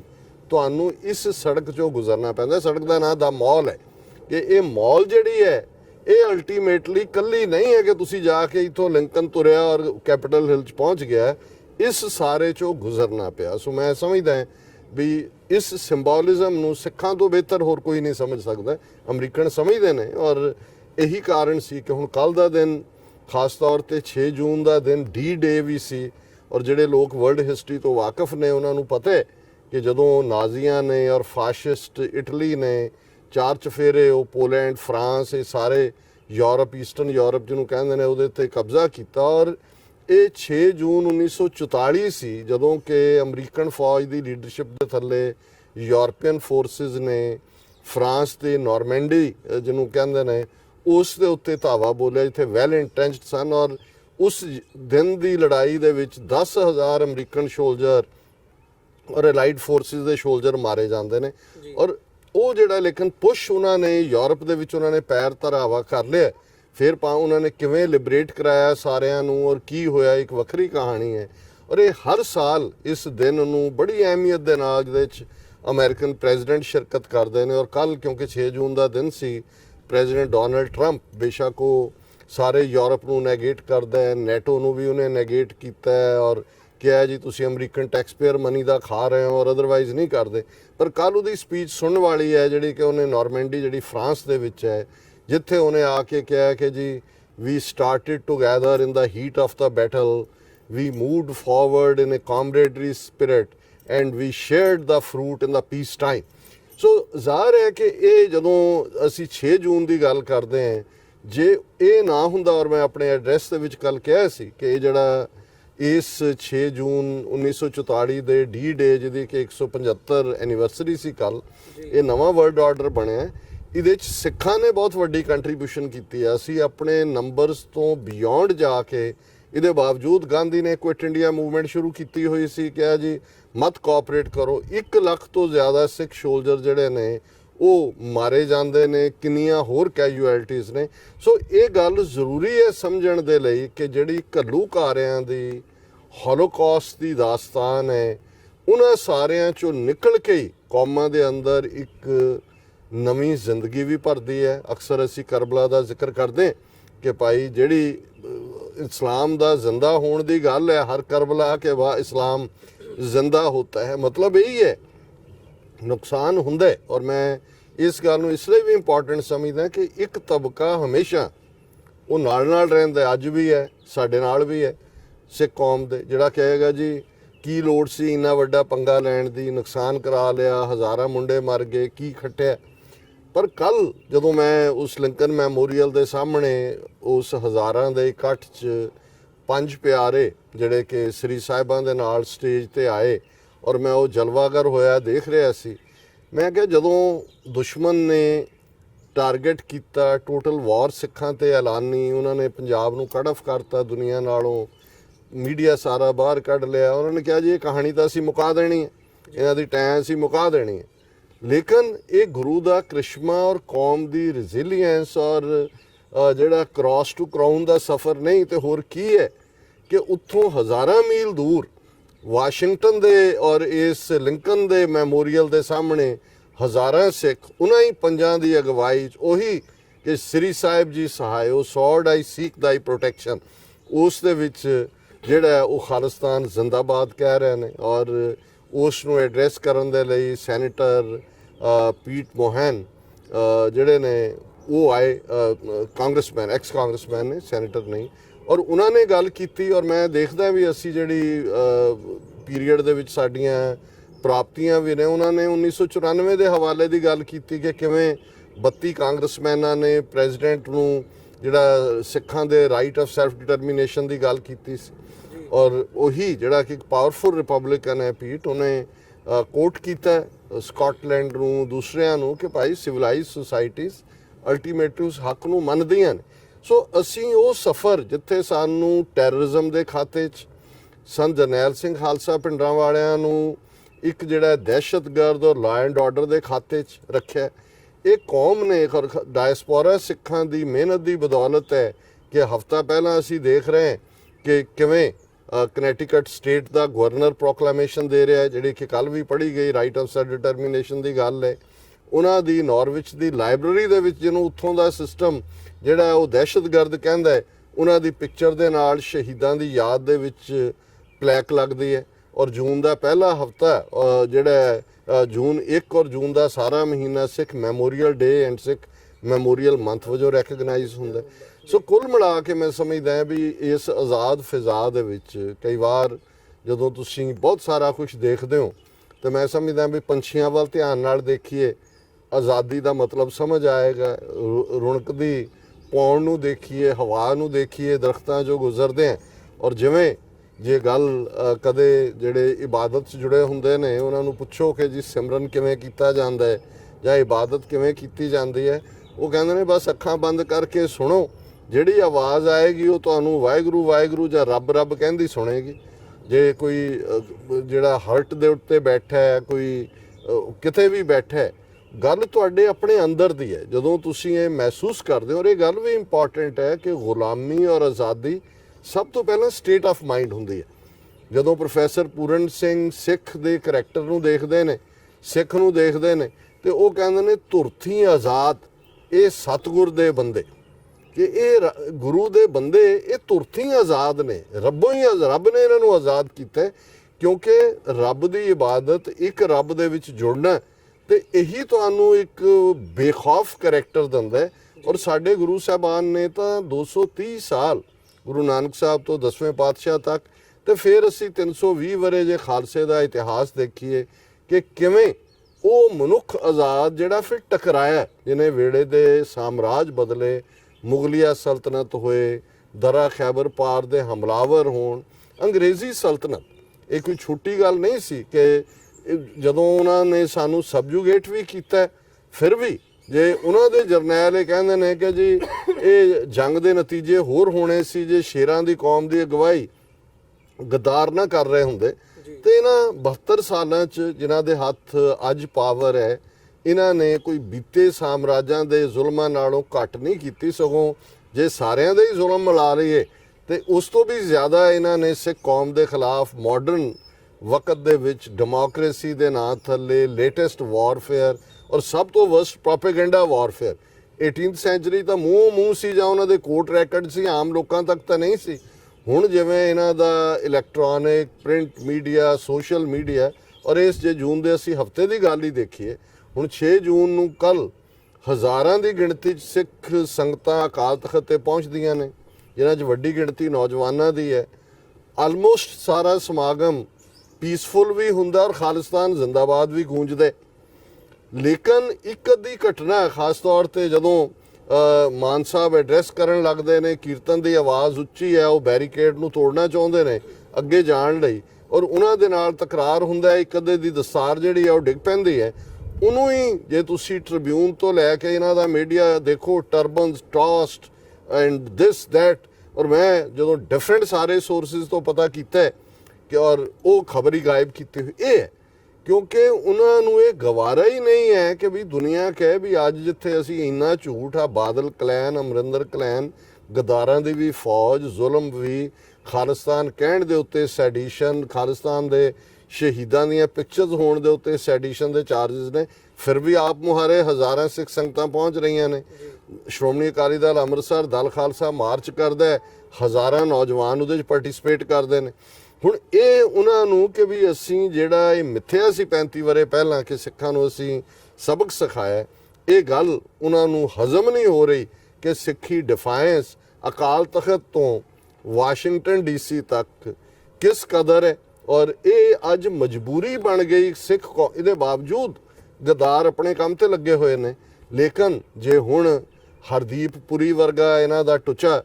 ਉਹ ਟਵੀਟ ਕਰਦਾ, ਜਿਹੜਾ ਅੰਮ੍ਰਿਤਸਰ ਤੋਂ ਹਾਰਿਆ ਚੋਣ ਲੇਕਿਨ ਉਹਨੂੰ ਮਿਨਿਸਟਰ ਬਣਾਇਆ, ਕਿ ਜੀ ਇਹ ਆਪਣਾ ਅਸੀਂ ਇੰਟਰੋਸਪੈਕਟ ਕਰੀਏ ਤਾਂ ਇਟਰਨਲ ਹੈ, ਬਿਲਡਿੰਗ ਕੌਣ ਦੇਖ ਸਕਦਾ ਇਟਰਨਲ ਸਟਰੈਂਥ ਨੂੰ। ਔਰ ਸੁਖਬੀਰ ਬਾਦਲ ਵਰਗਾ ਟੁੱਚਾ ਕਹਿੰਦਾ ਜੀ ਜਿਹੜੇ ਆਨ ਸ਼ਾਨ ਲਈ ਜੂਝੇ ਉਹਨਾਂ ਨੂੰ ਅਸੀਂ ਸੈਲਿਊਟ ਕਰਦੇ ਹਾਂ। ਔਰ ਕੱਲ ਕਿਉਂਕਿ ਅੱਜ ਜਦੋਂ ਅਸੀਂ 7 ਜੂਨ ਨੂੰ ਗੱਲ ਕਰ ਰਹੇ ਹਾਂ, ਇਹ ਉਹ ਦਿਨ ਵੀ ਹੈ ਜਦੋਂ ਫਾਈਨਲੀ 6 ਜੂਨ ਦੀ ਪਿੰਡਾਂ ਵਾਲਿਆਂ ਦੀ ਸ਼ਹਾਦਤ ਔਰ ਉਸ ਤੇ ਉਹਨਾਂ ਵੱਲੋਂ ਆਪਣਾ ਸੋ ਕਾਲਡ ਜਿਹੜਾ ਉਹਨਾਂ ਦਾ ਆਪਰੇਸ਼ਨ ਬਟ ਨੇਕਡ ਐਗਰੈਸ਼ਨ ਉਹ ਖਤਮ ਕਰਨ ਤੋਂ ਬਾਅਦ ਅੱਜ ਦੇ ਦਿਨ ਉਹਨਾਂ ਨੇ ਸਿੱਖ ਰੈਫਰੈਂਸ ਲਾਇਬ੍ਰੇਰੀ ਨੂੰ ਲੁੱਟਿਆ। ਹਜ਼ਾਰਾਂ ਜਿਹੜੇ ਮੈਨੂਸਕ੍ਰਿਪਟ ਕਿਤਾਬਾਂ ਹਿਸਟੋਰੀਕਲ ਹੁਕਮਨਾਮੇ ਉਹ ਕਈ 100 ਟਰੰਕਾਂ ਦੇ ਵਿੱਚ ਬੰਦ ਕਰਕੇ ਉਹ ਜਿਹੜੇ ਨੇ ਅਣਦੱਸੀ ਥਾਂ ਤੇ ਲਿਜਾਏ ਗਏ। ਤੇ ਕੱਲ ਹੀ ਜਿਹੜਾ ਉਹ ਸੁਖਬੀਰ ਬਾਦਲ ਔਰ ਮਨਜਿੰਦਰ ਸਿਰਸਾ ਔਰ ਇਹ ਸਾਰੀ ਟ੍ਰੇਟਰਸ ਦੀ ਜਿਹੜੀ ਕਲਾਸ ਹੈ ਉਹ ਸੈਂਟਰ ਗਵਰਨਮੈਂਟ ਤੋਂ ਮੰਗ ਕਰ ਰਹੀ ਹੈ ਕਿ ਜੀ ਜਿਹੜਾ ਸਾਡਾ ਲੁੱਟਿਆ ਖਜ਼ਾਨਾ ਹੈ ਸਾਨੂੰ ਇਤਿਹਾਸਕ ਖਜ਼ਾਨਾ ਸਾਨੂੰ ਵਾਪਸ ਕਰੋ। ਇਹ ਸਾਰਾ ਕਿਹਦਾ ਨਤੀਜਾ ਹੈ ਕਿ ਕੌਮ ਪੇਸ਼ਕਦਮੀ ਹੀ ਨਹੀਂ, ਮੈਂ ਸਮਝਦਾ ਵੀ ਬੜੀ ਤੇਜ਼ੀ ਦੇ ਨਾਲ ਆਪਣੀ ਮੰਜ਼ਿਲੇ ਮਕਸੂਦ ਵੱਲ ਵੱਧ ਰਹੀ ਹੈ। ਸੋ ਇਹੀ ਮੈਸੇਜ ਕੱਲ੍ਹ ਉਹ ਅਕਾਲ ਤਖਤ ਸਾਹਿਬ ਦਾ ਇਕੱਠ ਹੋਏ, ਲਿੰਕਨ ਮੈਮੋਰੀਅਲ ਦਾ ਹੋਏ, ਉਸ ਤੋਂ ਪਹਿਲਾਂ ਹਾਈਡ ਪਾਰਕ ਦੇ ਵਿੱਚ ਲੰਡਨ ਦੇ ਵਿੱਚ ਜਿੱਥੇ ਹਜ਼ਾਰਾਂ ਦੀ ਗਿਣਤੀ ਸਿੱਖ ਸੰਗਤਾਂ ਜੁੜੀਆਂ, ਅਮਰੀਕਾ ਭਰ ਦੇ ਵਿੱਚ ਉਹ ਸ਼ਿਕਾਗੋ ਹੋਏ, ਉਹ ਸੈਨ ਫਰਾਂਸਿਸਕੋ ਹੋਏ, ਕੈਨੇਡਾ ਦੇ ਵਿੱਚ ਆਟਵਾ ਹੋਏ ਜਿੱਥੇ ਸੋਵਰਨਿਟੀ ਰੈਲੀ ਵੀ ਹੁੰਦੀ ਹੈ, ਰਿਮੈਂਬਰੈਂਸ ਡੇ ਵੀ ਹੈ ਔਰ ਹੋਰ ਬਹੁਤ ਸਾਰੀਆਂ ਥਾਵਾਂ ਤੇ। ਔਰ ਕੱਲ੍ਹ ਦੇ ਇਕੱਠ ਦੀ ਖਾਸੀਅਤ ਸੀ ਕਿ ਈਸਟ ਕੋਸਟ ਵੈਸਟ ਕੋਸਟ ਕੱਲਾ ਅਮਰੀਕਾ ਹੀ ਨਹੀਂ ਔਰ ਮਿਡ ਵੈਸਟ ਕੈਨੇਡਾ, ਟੋਰਾਂਟੋ ਤੋਂ ਵੀ ਸਾਡੇ ਵੀਰ ਆਏ, ਸਰੀ ਵੈਨਕੂਵਰ ਤੋਂ ਵੀ ਆਏ, ਇਟਲੀ ਤੋਂ ਵੀ ਆਏ, ਇੰਗਲੈਂਡ ਤੋਂ ਵੀ ਆਏ, ਯੂਰਪ ਦੀਆਂ ਹੋਰ ਕੰਟਰੀਜ਼ ਤੋਂ ਵੀ ਇੱਕ ਦੋ ਦੋ ਆਏ ਔਰ ਵੱਡੀ ਗਿਣਤੀ 'ਚ ਨੌਜਵਾਨਾਂ ਦੀ ਪਾਰਟਿਸਿਪੇਸ਼ਨ। ਮੈਂ ਸਮਝਦਾ ਵੀ ਇਹ ਮੈਸੇਜ ਹੈ ਕਿ ਜਿਉਂ-ਜਿਉਂ ਜਿੱਥੇ ਅਸੀਂ ਦੁਸ਼ਮਣ ਸਮਝਦਾ ਹੈ ਕਿ ਵੀ ਅਲਟੀਮੇਟਲੀ ਟਾਈਮ ਜਿਹੜਾ ਹੈ ਉਹ ਇਹਨਾਂ ਨੂੰ ਭੁਲਾ ਦੇਗਾ, ਅਸੀਂ ਸਮਝਦੇ ਹਾਂ ਕਿ ਟਾਈਮ ਦੇ ਬੀਤਣ ਦੇ ਨਾਲ ਅਸੀਂ ਆਪਣੀਆਂ ਉਹਨਾਂ ਜਨਰੇਸ਼ਨਸ ਦੇ ਹੱਥਾਂ 'ਚ ਵੀ ਇਹ ਫਲੈਗ ਰੱਬ ਦੀ ਕਿਰਪਾ ਦੇ ਨਾਲ ਫੜਾ ਦਿੱਤੇ ਨੇ ਜਿਨ੍ਹਾਂ ਨੇ ਅਲਟੀਮੇਟਲੀ ਆਜ਼ਾਦ independent sovereign nation Khalistan liberate ਕਰਵਾਉਣਾ ਹੀ ਕਰਵਾਉਣਾ ਹੈ ਦਰਿਆਏ ਜਮਨਾ ਤੋਂ ਵਾਘਾ ਤੱਕ। ਇਸ ਬਾਰੇ ਕੋਈ ਸ਼ੱਕ ਸ਼ੁਬਾ ਨਹੀਂ ਹੋਣਾ ਚਾਹੀਦਾ। ਜੀ ਡਾਕਟਰ ਸਾਹਿਬ, ਜਿਵੇਂ ਤੁਸੀਂ ਗੱਲ ਵੀ ਕੀਤੀ ਹੈ, ਅਸੀਂ ਜੇ ਪਿਛਲੇ ਸਾਰੇ 35 ਸਾਲਾਂ ਦਾ ਸਫ਼ਰ ਦੇਖੀਏ ਤੇ ਬੈਕ ਹੋਮ ਪੰਜਾਬ ਦੇ ਵਿੱਚ ਮਤਲਬ 84 ਤੋਂ ਬਾਅਦ ਇੱਕ ਮਿਲੀਟੈਂਟ ਸਟਰਗਲ ਨੇ ਜਨਮ ਲਿਆ ਜਿਨ੍ਹਾਂ ਨੇ ਫਾਈਟ ਬੈਕ ਕੀਤਾ। ਫਿਰ 90s ਦਾ ਦੌਰ ਆਇਆ, ਉਹ ਇੱਕ ਵੱਖਰਾ ਟਾਈਮ ਪੀਰੀਅਡ ਸੀ ਜਿਹਨੂੰ ਅਸੀਂ ਬੇਅੰਤ ਬੁੱਚੜ ਦੀ ਸਰਕਾਰ ਦੀ ਗੱਲ ਕਰਦੇ ਹਾਂ ਕਿਵੇਂ ਫਿਰ ਉਹ ਇੱਕ ਕਤਲੇਆਮ ਹੋਇਆ 90s ਦੇ ਵਿੱਚ। ਫਿਰ ਜਦੋਂ 2000s ਦੀ ਗੱਲ ਆਉਂਦੀ ਹੈ ਫਿਰ ਇਹ ਗੱਲ ਮੀਡੀਆ ਵੱਲੋਂ ਤੇ ਅਦਰਵਾਈਜ਼ ਵੀ ਗੱਲ ਆਉਂਦੀ ਹੈ ਵੀ ਜੀ ਜਿਹੜੀ ਮੂਵਮੈਂਟ ਆ ਉਹ ਖ਼ਤਮ ਕਰ ਦਿੱਤੀ, ਕ੍ਰਸ਼ ਕਰ ਦਿੱਤੀ ਤੇ ਇਦਾਂ ਦਾ ਉਹ ਹੁੰਦਾ। ਤੇ ਹੁਣ ਦਾ ਜਿਹੜਾ ਟਾਈਮ ਪੀਰੀਅਡ ਦੇਖਦੇ ਆ ਇੱਕ ਕਿਤੇ ਨਾ ਕਿਤੇ ਜਾਗਰੂਕਤਾ ਨਜ਼ਰ ਆਉਂਦੀ ਹੈ, ਰਿਵਾਈਵਲ ਦੀ ਜਿਹੜੀ ਗੱਲ ਹੈ ਉਹ ਕਹੀ ਜਾਂਦੀ ਹੈ। ਤੇ ਦੂਜੇ ਪਾਸਿਓਂ ਉਹ ਇੰਡੀਅਨ ਮੀਡੀਆ ਹੋਵੇ ਜਾਂ ਇੰਡੀਅਨ ਐਡਮਿਨਿਸਟ੍ਰੇਸ਼ਨ ਹੋਵੇ ਉਹਨਾਂ ਵੱਲੋਂ ਪਾਕਿਸਤਾਨ ਤੇ ਬਲੇਮ ਕੀਤਾ ਜਾਂਦਾ ਹੈ ਜਾਂ ISI ਦੇ ਨਾਲ ਗੱਲ ਜੋੜੀ ਜਾਂਦੀ ਹੈ। ਇੱਦਾਂ ਹੀ ਜੇ ਬਾਹਰਲੇ ਇੱਥੇ ਦੇ ਸਿਸਟਮ ਦੇ ਵਿੱਚ ਦੇਖਣਾ ਹੋਵੇ, ਉਹ ਸਮਾਂ ਸੀ 84 ਤੋਂ ਬਾਅਦ, ਗੁੱਸਾ ਸੀ, ਹਮਲੇ ਵੀ ਹੋਏ ਨਿਊਯਾਰਕ ਦੇ ਵਿੱਚ, ਜਿਹੜੀ ਵੱਡੀ ਪਰੇਡ ਹੁੰਦੀ ਆ ਉਹਦੇ ਫਲੋਟ ਉਲਟਾ ਦਿੱਤੇ ਗਏ, ਇੰਡੀਆ ਡੇ ਪਰੇਡ ਦੇ ਵੱਖਰੀ ਪਰੇਡਸ ਜਿਹੜੀਆਂ ਨੇ ਉਹ ਸ਼ੁਰੂ ਹੋਈਆਂ 90s ਦੇ ਵਿੱਚ। ਤੁਸੀਂ ਵੀ ਜ਼ਿਕਰ ਕੀਤਾ ਵੀ ਇੱਕ ਸਟੇਜ ਤੇ 32 ਕਾਂਗਰਸਮੈਨ ਸੀ ਜਿਹੜੇ ਰਾਈਟ ਟੂ ਸੈਲਫ ਡਿਟਰਮੀਨੇਸ਼ਨ ਦੀ ਜਿਨ੍ਹਾਂ ਨੇ ਹਮਾਇਤ ਕੀਤੀ। ਫਿਰ 9/11 ਵਾਪਰਿਆ, ਉਹਨੇ ਸਿਨੈਰੀਓ ਚੇਂਜ ਕਰ ਦਿੱਤਾ ਤੇ ਅੱਜ ਮਤਲਬ ਜਿੱਥੇ ਇੱਥੇ ਵੀ ਉਹ ਜਾਗਰੂਕਤਾ ਦੀ ਮੁਹਿੰਮ ਹੈਗੀ ਹੈ 84 ਨੂੰ ਕਤਲੇਆਮ ਨੂੰ ਜੈਨੋਸਾਈਡ ਰੈਕਗਨਾਈਜ਼ ਕਰਨ ਦੀ ਗੱਲ ਹੋਵੇ ਜਾਂ ਇਹ ਕਨੈਟੀਕਟ ਦਾ ਤੁਸੀਂ ਜ਼ਿਕਰ ਕੀਤਾ ਮੈਮੋਰੀਅਲ ਡੇ ਦੇ ਤੌਰ ਤੇ ਮੈਮੋਰੀਅਲ ਮੰਥ ਦੇ ਤੌਰ ਤੇ ਰੈਕਗਨਾਈਜ਼ ਕੀਤਾ ਗਿਆ। ਸੋ ਇਹ ਦੋਵੇਂ ਪਾਸਿਓਂ ਭਾਵੇਂ ਉਹ ਪੰਜਾਬ ਦੇ ਵਿੱਚ ਇਹ ਉਤਾਰ ਚੜਾਅ ਦੀ ਗੱਲ ਹੋਵੇ ਜਾਂ ਇੱਥੇ ਅਸੀਂ ਬਾਹਰਲੇ ਮੁਲਕਾਂ 'ਚ ਬੈਠ ਕੇ ਜਿੱਥੇ ਗੱਲ ਕਰ ਰਹੇ ਹਾਂ ਇੱਥੇ ਇਹ ਉਤਾਰ ਚੜਾਅ ਹੁਣ ਮੋਦੀ ਦੀ ਸਰਕਾਰ ਦੁਬਾਰਾ ਹੋਣ ਦੇ ਵਿੱਚ ਆਈ ਹੈ। ਹਿੰਦੂਤਵਾ ਥਾਟ ਪ੍ਰੀਵੇਲ ਕੀਤਾ, ਲੋਕਾਂ ਨੇ ਮੈਜੋਰਿਟੀ ਲੋਕਾਂ ਨੇ ਹਿੰਦੂਤਵਾ ਥਾਟ ਨੂੰ ਵੋਟ ਪਾਈ ਹੈ, ਇਹ ਕਹਿ ਲਓ ਵੀ ਉਹਨਾਂ ਨੇ ਹਮਾਇਤ ਥਰੋ ਕੀਤੀ ਹੈ। ਸੋ ਅੱਜ ਕਿਹੜੇ ਚੈਲੰਜਸ ਦੇਖਦੇ ਹੋ ਬਾਹਰਲੇ ਸਿੱਖਾਂ ਦੇ ਹਵਾਲੇ ਨਾਲ ਵੀ ਤੇ ਬੈਕ ਹੋਮ ਪੰਜਾਬ ਦੇ ਵਿੱਚ ਵੀ ਜਿਸ ਸਟੇਜ ਤੇ ਅੱਜ ਤੁਸੀਂ ਸਟਰਗਲ ਖੜੀ ਦੇਖਦੇ ਹੋ? ਦੇਖੋ, ਸਾਡੇ ਬਜ਼ੁਰਗ ਕਹਿੰਦੇ ਹੁੰਦੇ ਸੀ ਵੀ 3 ਕਿਸਮ ਦੇ ਇਨਸਾਨ ਹੁੰਦੇ ਨੇ। ਇੱਕ ਉਹ ਨੇ ਕਿ ਜਿਹੜੇ ਕਿਸੇ ਗੱਲ ਨੂੰ ਦੇਖ ਲੈਣ ਤੇ ਉਸ ਤੇ ਅਮੰਨਾ ਕਰਦੇ ਨੇ ਕਿ ਵੀ ਇਹ ਠੀਕ ਹੈ। ਇੱਕ ਜਿਹੜੇ ਦੇਖ ਵੀ ਰਹੇ ਹੋਣ ਉਹ ਅਮੰਨਾ ਨਹੀਂ ਕਰਦੇ, ਉਹ ਜਦੋਂ ਸੁਣ ਵੀ ਰਹਿੰਦੇ ਨੇ ਫਿਰ ਉਹਨਾਂ ਦੀ ਗੱਲ ਹੁੰਦੀ ਹੈ ਕਿ ਵੀ ਵਾਕਿਆ ਹੀ ਇਹ ਠੀਕ ਹੈ, ਮੈਂ ਦੇਖ ਵੀ ਰਿਹਾ ਤੇ ਮੈਂ ਸੁਣ ਵੀ ਰਿਹਾ। ਤੇ ਉਹ ਕਹਿੰਦੇ ਸਨ ਕਿ ਵੀ ਇੱਕ ਜਿਹੜੇ ਨੇ ਉਹ ਦੇਖਣ ਤੇ ਸੁਣਨ ਤੋਂ ਬਾਅਦ ਵੀ ਕਹਿੰਦੇ ਨੇ ਵੀ ਨਹੀਂ ਇਹ ਨਹੀਂ ਐਵੇਂ ਨਹੀਂ ਹੋ ਸਕਦਾ। ਉਹਨਾਂ ਦਾ ਜਦੋਂ ਮੱਥਾ ਕੰਧ 'ਚ ਵੱਜਦਾ ਤੇ ਉਹ ਫੇਰ ਸਮਝਦੇ ਨੇ ਫਿਰ ਕਹਿੰਦੇ ਨੇ ਵੀ ਹਾਂ ਇਹ ਗੱਲ ਠੀਕ ਸੀ। ਉਹ ਕਹਿੰਦਾ ਜੀ ਵੀ ਉਹ ਮੱਥਾ ਬਣਾ ਕੇ ਮੁੜੇਗਾ, ਉਹਨੇ ਇਵੇਂ ਨਹੀਂ ਸੁਣੇ ਸੁਣਾਏ ਨਹੀਂ ਉਹਨੇ ਮੰਨਣਾ। ਸੋ ਮੈਂ ਸਮਝਦਾ ਵੀ 47 ਤੋਂ ਇੱਕਦਮ ਬਾਅਦ ਜਿਹੜੇ ਜ਼ਹੀਨ ਬੁੱਧੀ ਔਰ ਇਮਾਨਦਾਰੀ ਨਾਲ ਇਸ ਸਾਰੀ ਖੇਡ ਨੂੰ ਦੇਖ ਰਹੇ ਸੀ, ਸਮਝਦੇ ਸੀ, ਜਿਨ੍ਹਾਂ ਦੇ ਵਿੱਚ ਅਸੀਂ ਅਕਸਰ ਸਿੱਖ ਫਿਲਾਸਫਰ ਸਰ ਕਪੂਰ ਸਿੰਘ ਦੀ ਗੱਲ ਕਰਦੇ, ਉਹਨਾਂ ਨੇ ਜਦੋਂ ਇਹ ਸਾਰੇ ਨੂੰ ਬਿਆਨ ਕੀਤਾ, ਉਹਨਾਂ ਨੇ ਇੱਕ ਸਲੋਗਨ ਟਾਈਪ ਦੇ ਵਿੱਚ ਕਿਹਾ ਆਪਣੀ ਪੁਸਤਕ ਸਾਚੀ ਸਾਖੀ 'ਚ ਕਿ ਹੁਣ ਬਦਲ ਗਿਆ। 15 ਅਗਸਤ 1947 ਤੋਂ ਇੱਕਦਮ ਬਾਅਦ ਜੀ ਜਦੋਂ 10 ਅਕਤੂਬਰ 1947 ਨੂੰ ਪਹਿਲਾ ਸਰਕੂਲਰ ਜਿਹੜਾ ਕਿ ਪੰਜਾਬ ਦੇ ਉਸ ਵੇਲੇ ਦੇ ਗਵਰਨਰ ਚੰਦੂ ਲਾਲ ਤ੍ਰਿਵੇਦੀ ਨੇ ਜਾਰੀ ਕੀਤਾ, ਉਸ ਵੇਲੇ ਜ਼ਾਹਰ ਹੈ ਪਟੇਲ ਹੋਮ ਮਿਨਿਸਟਰ ਸੀ, ਨਹਿਰੂ ਪ੍ਰਾਈਮ ਮਿਨਿਸਟਰ ਸੀ।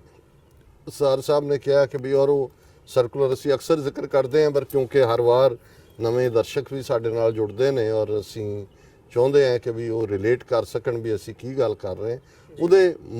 ਮੁੱਢਲੇ ਜੇ ਲਫ਼ਜ਼ ਇਹ ਸਨ ਕਿ Sikhs are a criminal tribe and a menace to the law abiding Hindus, ਕਿ ਵੀ ਸਿੱਖ ਇੱਕ ਜ਼ਰਾਇਮ ਪੇਸ਼ਾ ਬਿਰਤੀ ਵਾਲੇ ਕਬੀਲੇ ਦੇ ਲੋਕ ਨੇ ਔਰ ਜਿਹੜੇ ਕਾਨੂੰਨ ਮੰਨਣ ਵਾਲੇ ਹਿੰਦੂ ਨੇ ਉਹਨਾਂ ਦੇ ਲਈ ਇਹ ਖਤਰਾ ਨੇ, ਔਰ ਬਾਤ ਸੀ ਕਿ ਉਹਨਾਂ ਬਾਰੇ ਲਿਸਟਾਂ ਬਣਾਈਆਂ ਜਾਣ ਤੇ ਇਹ ਸੋ ਸਰ ਕਪੂਰ ਸਿੰਘ ਜਿਹੜੇ ਡਿਪਟੀ ਕਮਿਸ਼ਨਰ ਕਾਂਗੜਾ ਸਨ, ICS ਆਫੀਸਰ ਦੇ ਤੌਰ ਤੇ, ਉਹਨਾਂ ਨੇ ਇਸ ਨੂੰ ਚੈਲੰਜ ਕੀਤਾ ਔਰ ਨਾਲ ਹੀ ਉਹਨਾਂ ਨੇ ਫਿਰ ਜਿਹੜਾ ਉਹਨਾਂ ਦਾ ਆਪਣਾ ਐਕਸਪੀਰੀਅੰਸ ਵੀ ਹੋ ਰਿਹਾ ਸੀ, ਉਹਨਾਂ ਨੇ ਕਿਹਾ ਮੁਲਕ ਹਿੰਦੂ ਕਾ ਰਾਜ ਤਿਕੜੀ ਕਾ ਗੁਰੂ ਰਾਖਾ ਪਾਈ ਸਿਖੜੇ ਕਾ, ਕਿ ਵੀ ਇਹ ਬਦਲ ਗਿਆ। ਹੁਣ ਇਹ ਮੁਲਕ ਜਿਹੜਾ ਹਿੰਦੂ ਦਾ, ਔਰ ਮੈਂ ਜਦੋਂ ਹੁਣ ਉਹ ਮੋਹਨ ਭਾਗਵਤ ਹੋਏ, ਉਹ ਮੋਦੀ ਹੋਏ, ਉਹ ਅਮਿਤ ਸ਼ਾਹ ਹੋਏ, ਇਹ ਜਦੋਂ ਹਿੰਦੂ ਹਿੰਦੂ ਹਿੰਦੂ ਕਰਦੇ ਨੇ ਔਰ 200 ਮਿਲੀਅਨ ਮੁਸਲਮਾਨ ਜਿਹੜੇ ਨੇ ਉਹਨਾਂ ਨੂੰ ਪਾਕਿਸਤਾਨੀ ਵਿਦੇਸ਼ੀ ਔਰ ਸਿੱਖਾਂ ਬਹੁਤੀਆਂ ਜਾਨੀਆਂ ਨੂੰ ਤਾਂ ਹਿੰਦੂ ਹੀ ਮੰਨਦੇ ਨੇ, ਉਸ ਸਾਰੇ ਨੂੰ ਦੇਖਦੇ ਹਾਂ ਤੇ ਇੱਕਦਮ ਮੇਰਾ ਧਿਆਨ ਸਰ ਕਪੂਰ ਸਿੰਘ ਦੇ ਲਫ਼ਜ਼ਾਂ ਵੱਲ ਜਾਂਦਾ ਹੈ ਕਿ ਜਿਨ੍ਹਾਂ ਨੇ ਇਸ ਗੱਲ ਨੂੰ ਆਇਡੈਂਟੀਫਾਈ ਕਰ ਲਿਆ ਸੀ ਕਿ ਭਾਈ ਇਹ ਜਿਹੜਾ ਤਿਕੜੀ ਉਸ ਜ਼ਮਾਨੇ 'ਚ ਨਹਿਰੂ ਪਟੇਲ ਔਰ ਤ੍ਰਿਵੇਦੀ ਦੀ ਸੀ, ਅੱਜ ਉਹ ਤਿਕੜੀ ਜਿਹੜੀ ਹੈ ਅਸੀਂ ਜੇ ਦੇਖੀਏ ਤੇ ਉਹ ਮੋਦੀ, ਅਮਿਤ ਸ਼ਾਹ, ਜੇਤਲੀ ਤਾਂ ਹੁਣ ਬਾਹਰ ਹੈ, ਰਾਜਨਾਥ ਸਿੰਘ ਨੂੰ ਵੀ ਬਾਹਰ ਦਾ ਦਰਵਾਜ਼ਾ ਦਿਖਾਉਣ ਨੂੰ ਨੇ, ਹਾਲਾਂਕਿ RSS ਨੇ ਵਾਪਸ ਐਸਰਟ ਕਰਕੇ ਉਹਨੂੰ 6 ਕਮੇਟੀਆਂ 'ਚ ਲੈ ਆਂਦਾ ਜਿਨ੍ਹਾਂ 'ਚੋਂ ਬਾਹਰ ਕੱਢਿਆ ਸੀ ਉਹਨਾਂ ਨੇ, ਪਰ ਮੋਹਨ ਭਾਗਵਤ ਨੂੰ ਅਸੀਂ ਕਹਿ ਸਕਦੇ ਹਾਂ ਵੀ ਅਲਟੀਮੇਟਲੀ ਆਰਡਰ ਉਹਦੇ ਨੇ ਔਰ ਇਹ ਔਰ ਅਮਿਤ ਸ਼ਾਹ ਦੇ ਲਈ ਹੁਣ ਜਿਹੜਾ ਟਾਈਟਲ ਵੀ ਇਹਨਾਂ ਦਾ ਗੋਦੀ ਮੀਡੀਆ ਕਹਿੰਦਾ ਹੈ ਉਹ ਭਾਰਤੀ ਰਾਜਨੀਤੀ ਕੇ ਚਾਣਕਿਆ। ਸੋ ਜ਼ਾਹਰ ਹੈ ਵੀ ਚਾਣਕਿਆ ਦੇ ਕੋਲ ਚਾਰੋਂ ਹੀ ਹਥਿਆਰ ਸਾਮ ਦਾਮ ਦੰਡ ਭੇਦ ਦੀ ਉਹ ਗੱਲ ਕਰਦੇ। ਸੋ ਮੈਂ ਸਮਝਦਾ ਵੀ ਸਿੱਖਾਂ ਦੇ ਲਈ ਜਿਹੜੀਆਂ ਨੀਤੀਆਂ ਉਸ ਪੀਰੀਅਡ ਦੇ ਵਿੱਚ ਬਣੀਆਂ, ਹਾਲਾਂ ਉਦੋਂ ਸੈਕੂਲਰਿਜ਼ਮ ਦਾ ਲਬਾਦਾ ਸੀ, ਫਰਕ ਇੰਨਾ ਹੀ ਹੈ ਕਿ ਨਹਿਰੂ ਦੇ ਜ਼ਮਾਨੇ ਦੇ ਵਿੱਚ ਵੀ ਪਰਸਿਊ ਹਿੰਦੂਇਜ਼ਮ ਹੀ ਅੱਗੇ ਹੋ ਰਿਹਾ ਸੀ ਔਰ ਅਸੀਂ ਦੇਖਦੇ ਹਾਂ ਕਿ ਡਾਕਟਰ ਰਜਿੰਦਰ ਪ੍ਰਸਾਦ ਉਸ ਵੇਲੇ ਰਾਸ਼ਟਰਪਤੀ ਪ੍ਰੈਜ਼ੀਡੈਂਟ ਸੀ ਔਰ ਸੋਮਨਾਥ ਮੰਦਰ ਤੁਸੀਂ ਹਿੰਦੂ ਦੀ ਰਿਵੈਂਜ ਦੀ ਹਾਲਤ ਦੇਖੋ ਜਾਂ ਉਸ ਦੀ ਪ੍ਰਿਸੈਵਰੈਂਸ ਦੇਖੋ ਔਰ ਕਿਵੇਂ ਉਹ ਹਿਸਟਰੀ 'ਚ ਫਿਰ ਬੈਕ ਬਾਉਂਸ ਕਰਦੇ ਨੇ। ਹੁਣ ਮਹਿਮੂਦ ਗਜ਼ਨਵੀ ਜਿਹੜਾ ਹੈ ਉਹ 10ਵੀਂ ਸਦੀ ਦੇ ਵਿੱਚ ਆਉਂਦਾ ਹੈ। ਸਭ ਤੋਂ ਪਹਿਲਾਂ ਸੋਮਨਾਥ ਮੰਦਰ ਉਹਨੇ ਜਿਹੜਾ ਉਹ ਬਰਬਾਦ ਕੀਤਾ, ਜ਼ਾਹਰ ਹੈ ਉਹਦੇ 'ਚ ਮੰਦਰ ਦੇ ਵਿੱਚ ਉਸ ਵੇਲੇ ਦੇ ਰਾਜੇ ਵੀ ਆਪਣਾ ਧਨ ਦੌਲਤ ਮੰਦਰਾਂ 'ਚ ਰੱਖਦੇ ਸਨ। ਸੋ ਹਮਲਾਵਰ ਇਸ ਲਈ ਨਹੀਂ ਸੀ ਮੰਦਰਾਂ 'ਚ ਜਾਂਦੇ ਕਿ ਉਹਨਾਂ ਨੇ ਸਿਰਫ ਕੋਈ ਬੜੇ ਮਜ਼ਹਬੀ ਲੋਕ ਸੀ, ਪਰ ਉਹ ਖਜ਼ਾਨਾ ਲੁੱਟਣ ਲਈ ਜਾਂਦੇ ਸੀ ਔਰ ਮੰਦਰਾਂ ਦੇ ਵਿੱਚ ਹੀ ਖਜ਼ਾਨੇ ਬਹੁਤ ਸਾਰੇ ਜਿਹੜੇ ਨੇ ਇਹਨਾਂ ਦੇ ਰੱਖੇ ਹੁੰਦੇ ਸੀ। ਸੋ ਉਹਨੂੰ ਉਹਨਾਂ ਨੇ ਉਵੇਂ ਹੀ ਰਹਿਣ ਦਿੱਤਾ ਸੀ, ਬਹੁਤ ਸਾਰੇ ਹਿੱਸੇ ਨੂੰ ਰੀਬਿਲਟ ਨਹੀਂ ਸੀ ਕੀਤਾ ਔਰ ਆਜ਼ਾਦ ਭਾਰਤ ਤੋਂ ਬਾਅਦ ਰਜਿੰਦਰ ਪ੍ਰਸਾਦ ਨੇ ਇਨਸਿਸਟ ਕੀਤਾ ਕਿ ਬਈ ਇਹ ਹੁਣ ਹਿੰਦੂਆਂ ਦੇ ਕੋਲ ਆਜ਼ਾਦੀ ਆਈ ਹੈ ਔਰ ਇਹ ਸਰਕਾਰੀ ਖਰਚੇ ਤੇ ਤਾਮੀਰ ਕੀ। ਹਾਲਾਂ ਨਹਿਰੂ ਇਨੀਸ਼ੀਅਲੀ ਨਹੀਂ ਸੀ ਮੰਨਦਾ, ਪਰ ਪਟੇਲ ਵੀ ਰਜਿੰਦਰ ਪ੍ਰਸਾਦ ਦੇ ਨਾਲ ਰਲਿਆ ਹੋਇਆ ਸੀ। ਸੋ ਸੋਮਨਾਥ ਮੰਦਰ ਜਿਹੜਾ ਹੈ ਉਹ ਭਾਰਤ ਦੀ ਸਰਕਾਰ ਜਿਹੜੀ ਹੈ ਆਪਣਾ ਕੋਈ ਫੰਡ ਕ੍ਰੀਏਟ ਕਰਕੇ ਉਹਦੇ ਨਾਲ ਹੀ ਬਣਾਉਂਦੀ ਹੈ। ਸੋ ਜ਼ਾਹਰ ਹੈ ਵੀ ਚੇਂਜ ਜਿਹੜੀ ਹੈ ਜਿਹਨੂੰ ਕਿ ਕਾਇਦ ਆਜ਼ਮ ਮੁਹੰਮਦ ਅਲੀ ਜਿਨਾ ਬੜੀ ਕਲੀਅਰਲੀ, ਜਦੋਂ ਮੈਂ ਸਮਝਦਾ ਵੀ ਜ਼ਹੀਨ ਬੁੱਧੀ ਜਾਂ ਫਾਰਸਾਈਟਡਨੈਸ ਕੀ ਹੁੰਦੀ ਹੈ ਉਹਨਾਂ ਨੇ ਦੇਖਿਆ। ਔਰ ਇਹਨਾਂ 37 ਸਾਲਾਂ 'ਚ ਜੇ 47 ਤੋਂ 84 ਤੱਕ ਅਸੀਂ ਦੇਖੀ, ਅਕਸਰ ਅਸੀਂ ਜ਼ਿਕਰ ਕਰਦੇ ਕਿ ਬਿਲਕੁਲ ਜਿਵੇਂ ਕੱਲ੍ਹ ਦੇ ਉਸ ਜਿਹੜੀ ਰੈਲੀ ਸੀ ਉਹਦੇ 'ਚ ਇੱਕ ਗੱਲ ਸਿੱਖਸ ਫਾਰ ਜਸਟਿਸ ਵੱਲੋਂ ਕਹੀ ਗਈ ਹੈ, ਰਾਈਟਲੀ ਸੋ, ਕਿ ਪਿੰਡਾਂ ਵਾਲੇ ਸਿਵਲ ਲਿਬਰਟੀ ਮੂਵਮੈਂਟ ਨੂੰ ਲੀਡ ਕਰਨ ਵਾਲੇ ਨੇ ਔਰ ਜ਼ਾਹਰ ਹੈ ਗੱਲ ਨੈਰੇਟਿਵ ਦੀ ਹੈ, ਜਿਵੇਂ ਕਿ ਵੀ ਤੁਸੀਂ ਕਿਵੇਂ ਉਹੀ ਜਿਹੜੇ ਇੱਕ ਦੇ ਦਹਿਸ਼ਤਗਰਦ ਨੇ ਦੂਸਰਿਆਂ ਦੇ ਉਹ ਜਿਹੜੇ ਨੇ ਲਿਬਰਟੇਰੀਅਨ ਨੇ, ਔਰ ਲਿਬਰਟੇਰੀਅਨ ਜਿਹੜਾ ਸਿਵਲ ਲਿਬਰਟੀਜ਼ ਦੇ ਲਈ ਹੱਕਾਂ ਦੇ ਲਈ ਖਲੋਂਦਾ ਹੈ। ਸੋ ਇਹ ਜਿਹੜਾ 37 ਸਾਲ ਤੱਕ ਦਾ ਸਿੱਖਾਂ ਨੇ ਜਿਸ ਠਰਮੇ ਦੇ ਨਾਲ ਆਪਣੀ ਮੁੱਢਲੇ ਹੱਕਾਂ ਦੇ ਲਈ ਵਿਦਨ ਦਾ ਇੰਡੀਅਨ ਯੂਨੀਅਨ ਹੀ, ਉਦੋਂ ਤੱਕ ਮੰਗ 47 ਦੇ ਵਿੱਚ ਤਾਂ ਉਹ ਗਲਤੀ ਹੋ ਗਈ ਜਿਹੜਾ ਉਸ ਅਹਿਮਕ ਲੀਡਰਸ਼ਿਪ ਨੇ ਕਰ ਦਿੱਤੀ, ਲੇਕਿਨ ਫਿਰ ਵੀ ਉਹਨਾਂ ਉਸੇ ਅਹਿਮਕ ਲੀਡਰਸ਼ਿਪ ਨੇ ਜਿਹੜਾ ਇੱਕਦਮ ਬਾਅਦ ਜਿਹੜੀ ਹੈ ਉਹ ਪੀਸਫੁਲ ਐਜੀਟੇਸ਼ਨ ਸ਼ੁਰੂ ਕੀਤੀ ਹੈ ਕਿ ਵੀ ਚਲੋ ਹੁਣ ਆ ਹੀ ਗਏ ਹੈ, ਇਹਦੇ 'ਚ ਸਾਡਾ ਮਜ਼ਹਬ ਔਰ ਸਾਡੀ ਤਹਿਜ਼ੀਬ ਸਿਕਿਉਰ ਹੋ ਸਕੇ। ਪਰ ਅਸੀਂ ਦੇਖਦੇ ਹਾਂ ਕਿ 37 ਸਾਲ ਬਾਅਦ ਉਸ ਖਿੱਤੇ ਦੀ ਜਦੋਂ ਸਭ ਤੋਂ ਪਾਵਰਫੁਲ ਸਿਵਲ ਲਿਬਰਟੀ ਮੂਵਮੈਂਟ ਧਰਮਯੁੱਧ ਮੋਰਚਾ ਜਿਹਦਾ 2 ਲੱਖ ਸਿੱਖਾਂ ਨੇ ਗ੍ਰਿਫਤਾਰੀ ਦਿੱਤੀ, ਔਰ ਉਸ ਦਿਨ ਵੀ ਜਦੋਂ 3 ਜੂਨ ਦਾ ਦਿਨ ਚੁਣਿਆ ਗਿਆ ਗੁਰੂ ਅਰਜਨ ਸਾਹਿਬ ਦਾ ਸ਼ਹੀਦੀ ਦਿਨ ਹਮਲੇ ਲਈ 5000 ਸਿੱਖਾਂ ਦੇ ਜਥੇ ਨੇ ਗ੍ਰਿਫਤਾਰੀ ਦੇਣੀ ਸੀ, ਔਰ ਉਹਦੇ ਲਈ ਆਲਰੇਡੀ ਸੰਗਰੂਰ ਜ਼ਿਲ੍ਹੇ ਤੋਂ ਸਰਦਾਰ ਨਛੱਤਰ ਸਿੰਘ ਭਲਵਾਨ ਔਰ ਉਹਨਾਂ ਦਾ ਜਥਾ ਸਾਰਾ ਠਹਿਰਿਆ ਹੋਇਆ ਸੀ ਗੁਰੂ ਰਾਮਦਾਸ ਸਾਹਿਬ ਨਾਲ, ਜੋ ਬਹੁਤ ਸਾਰੇ ਮਾਰੇ ਗਏ ਜਥੇ ਤੇ ਉਹ ਵੀ ਮਾਰਿਆ ਗਿਆ ਜਿਹੜਾ ਭਾਈ ਨਛੱਤਰ ਸਿੰਘ ਹੈ। ਸੋ ਜ਼ਾਹਰ ਹੈ ਕਿ ਵੀ ਇਹਨਾਂ 35 ਸਾਲਾਂ ਜਿਵੇਂ ਤੁਸੀਂ ਇਨ ਬਰੀਫ ਦੱਸਿਆ ਕਿ ਉੱਥੇ ਉਹਨਾਂ ਦਾ ਸਰਕਾਰ ਦਾ ਨੈਰੇਟਿਵ ਤਾਂ ਇਸ ਸਾਰੇ ਨੂੰ ਦਹਿਸ਼ਤਗਰਦੀ ਦੇ ਥੱਲੇ ਹੀ ਰਿਹਾ, ਲੇਕਿਨ ਡਾਇਸਪੋਰਾ ਸਿੱਖ ਪਹਿਲਾ ਸਟੇਜ ਤਾਂ ਇੱਕ ਜਿਹਨੂੰ ਕਹਿੰਦੇ ਰੂਡ ਸ਼ੌਕ, ਜੂਨ 84 ਇੱਕ ਰੂਡ ਸ਼ੌਕ ਸੀ, ਰੋਂਦਿਆਂ ਹੀ ਕਈਆਂ ਦੇ ਮਹੀਨੇ ਲੰਘ ਗਏ, ਪਤਾ ਹੀ ਨਹੀਂ ਸੀ ਲੱਗਦਾ ਕੀ ਹੈ। ਪਰ ਹੌਲੀ ਜਦੋਂ ਸਿੱਖ ਸੰਭਲੇ ਔਰ ਜ਼ਾਹਰ ਹੈ ਭਾਈ ਬੇਅੰਤ ਸਿੰਘ ਸਤਵੰਤ ਸਿੰਘ ਨੇ ਇੰਦਰਾ ਗਾਂਧੀ ਨੂੰ ਸਜ਼ਾ ਯਾਫਤਾ ਕਰਕੇ ਉਸ ਫੇਥ ਨੂੰ ਵੀ ਰੀਸਟੋਰ ਕੀਤਾ, ਕੌਮ ਦੇ ਜਿੰਦਾ ਸੁੱਖਾਂ ਨੇ ਫਰਦਰ ਕੀਤਾ। ਔਰ ਫਿਰ ਮੈਂ ਸਮਝਦਾ ਵੀ ਡਾਇਸਪੋਰਾ ਸਿੱਖਾਂ ਨੇ ਉਦੋਂ ਤੋਂ ਹੁਣ ਤੱਕ ਬਹੁਤ ਵਧੀਆ ਰੋਲ ਅਦਾ ਕੀਤਾ। ਪੰਜਾਬ ਦੀ ਧਰਤੀ ਤੇ ਤਾਂ ਹੈ ਹੀ ਹੈ, ਉੱਥੇ ਤਾਂ ਸਤਿਗੁਰਾਂ ਦੀ ਇੰਨੀ ਕਮਾਈ ਹੈ ਕਿ ਨੋ ਮੈਟਰ ਕੌਣ ਕੀ ਕਰਦਾ ਰਿਹਾ ਉਸ ਧਰਤੀ ਚੋਂ ਹੀ ਨਿਕਲਦੇ ਰਹੇ ਨੇ, ਬਲਕਾਰ ਯੋਧੇ ਨਿਕਲਦੇ ਵੀ ਰਹਿਣੇ ਨੇ।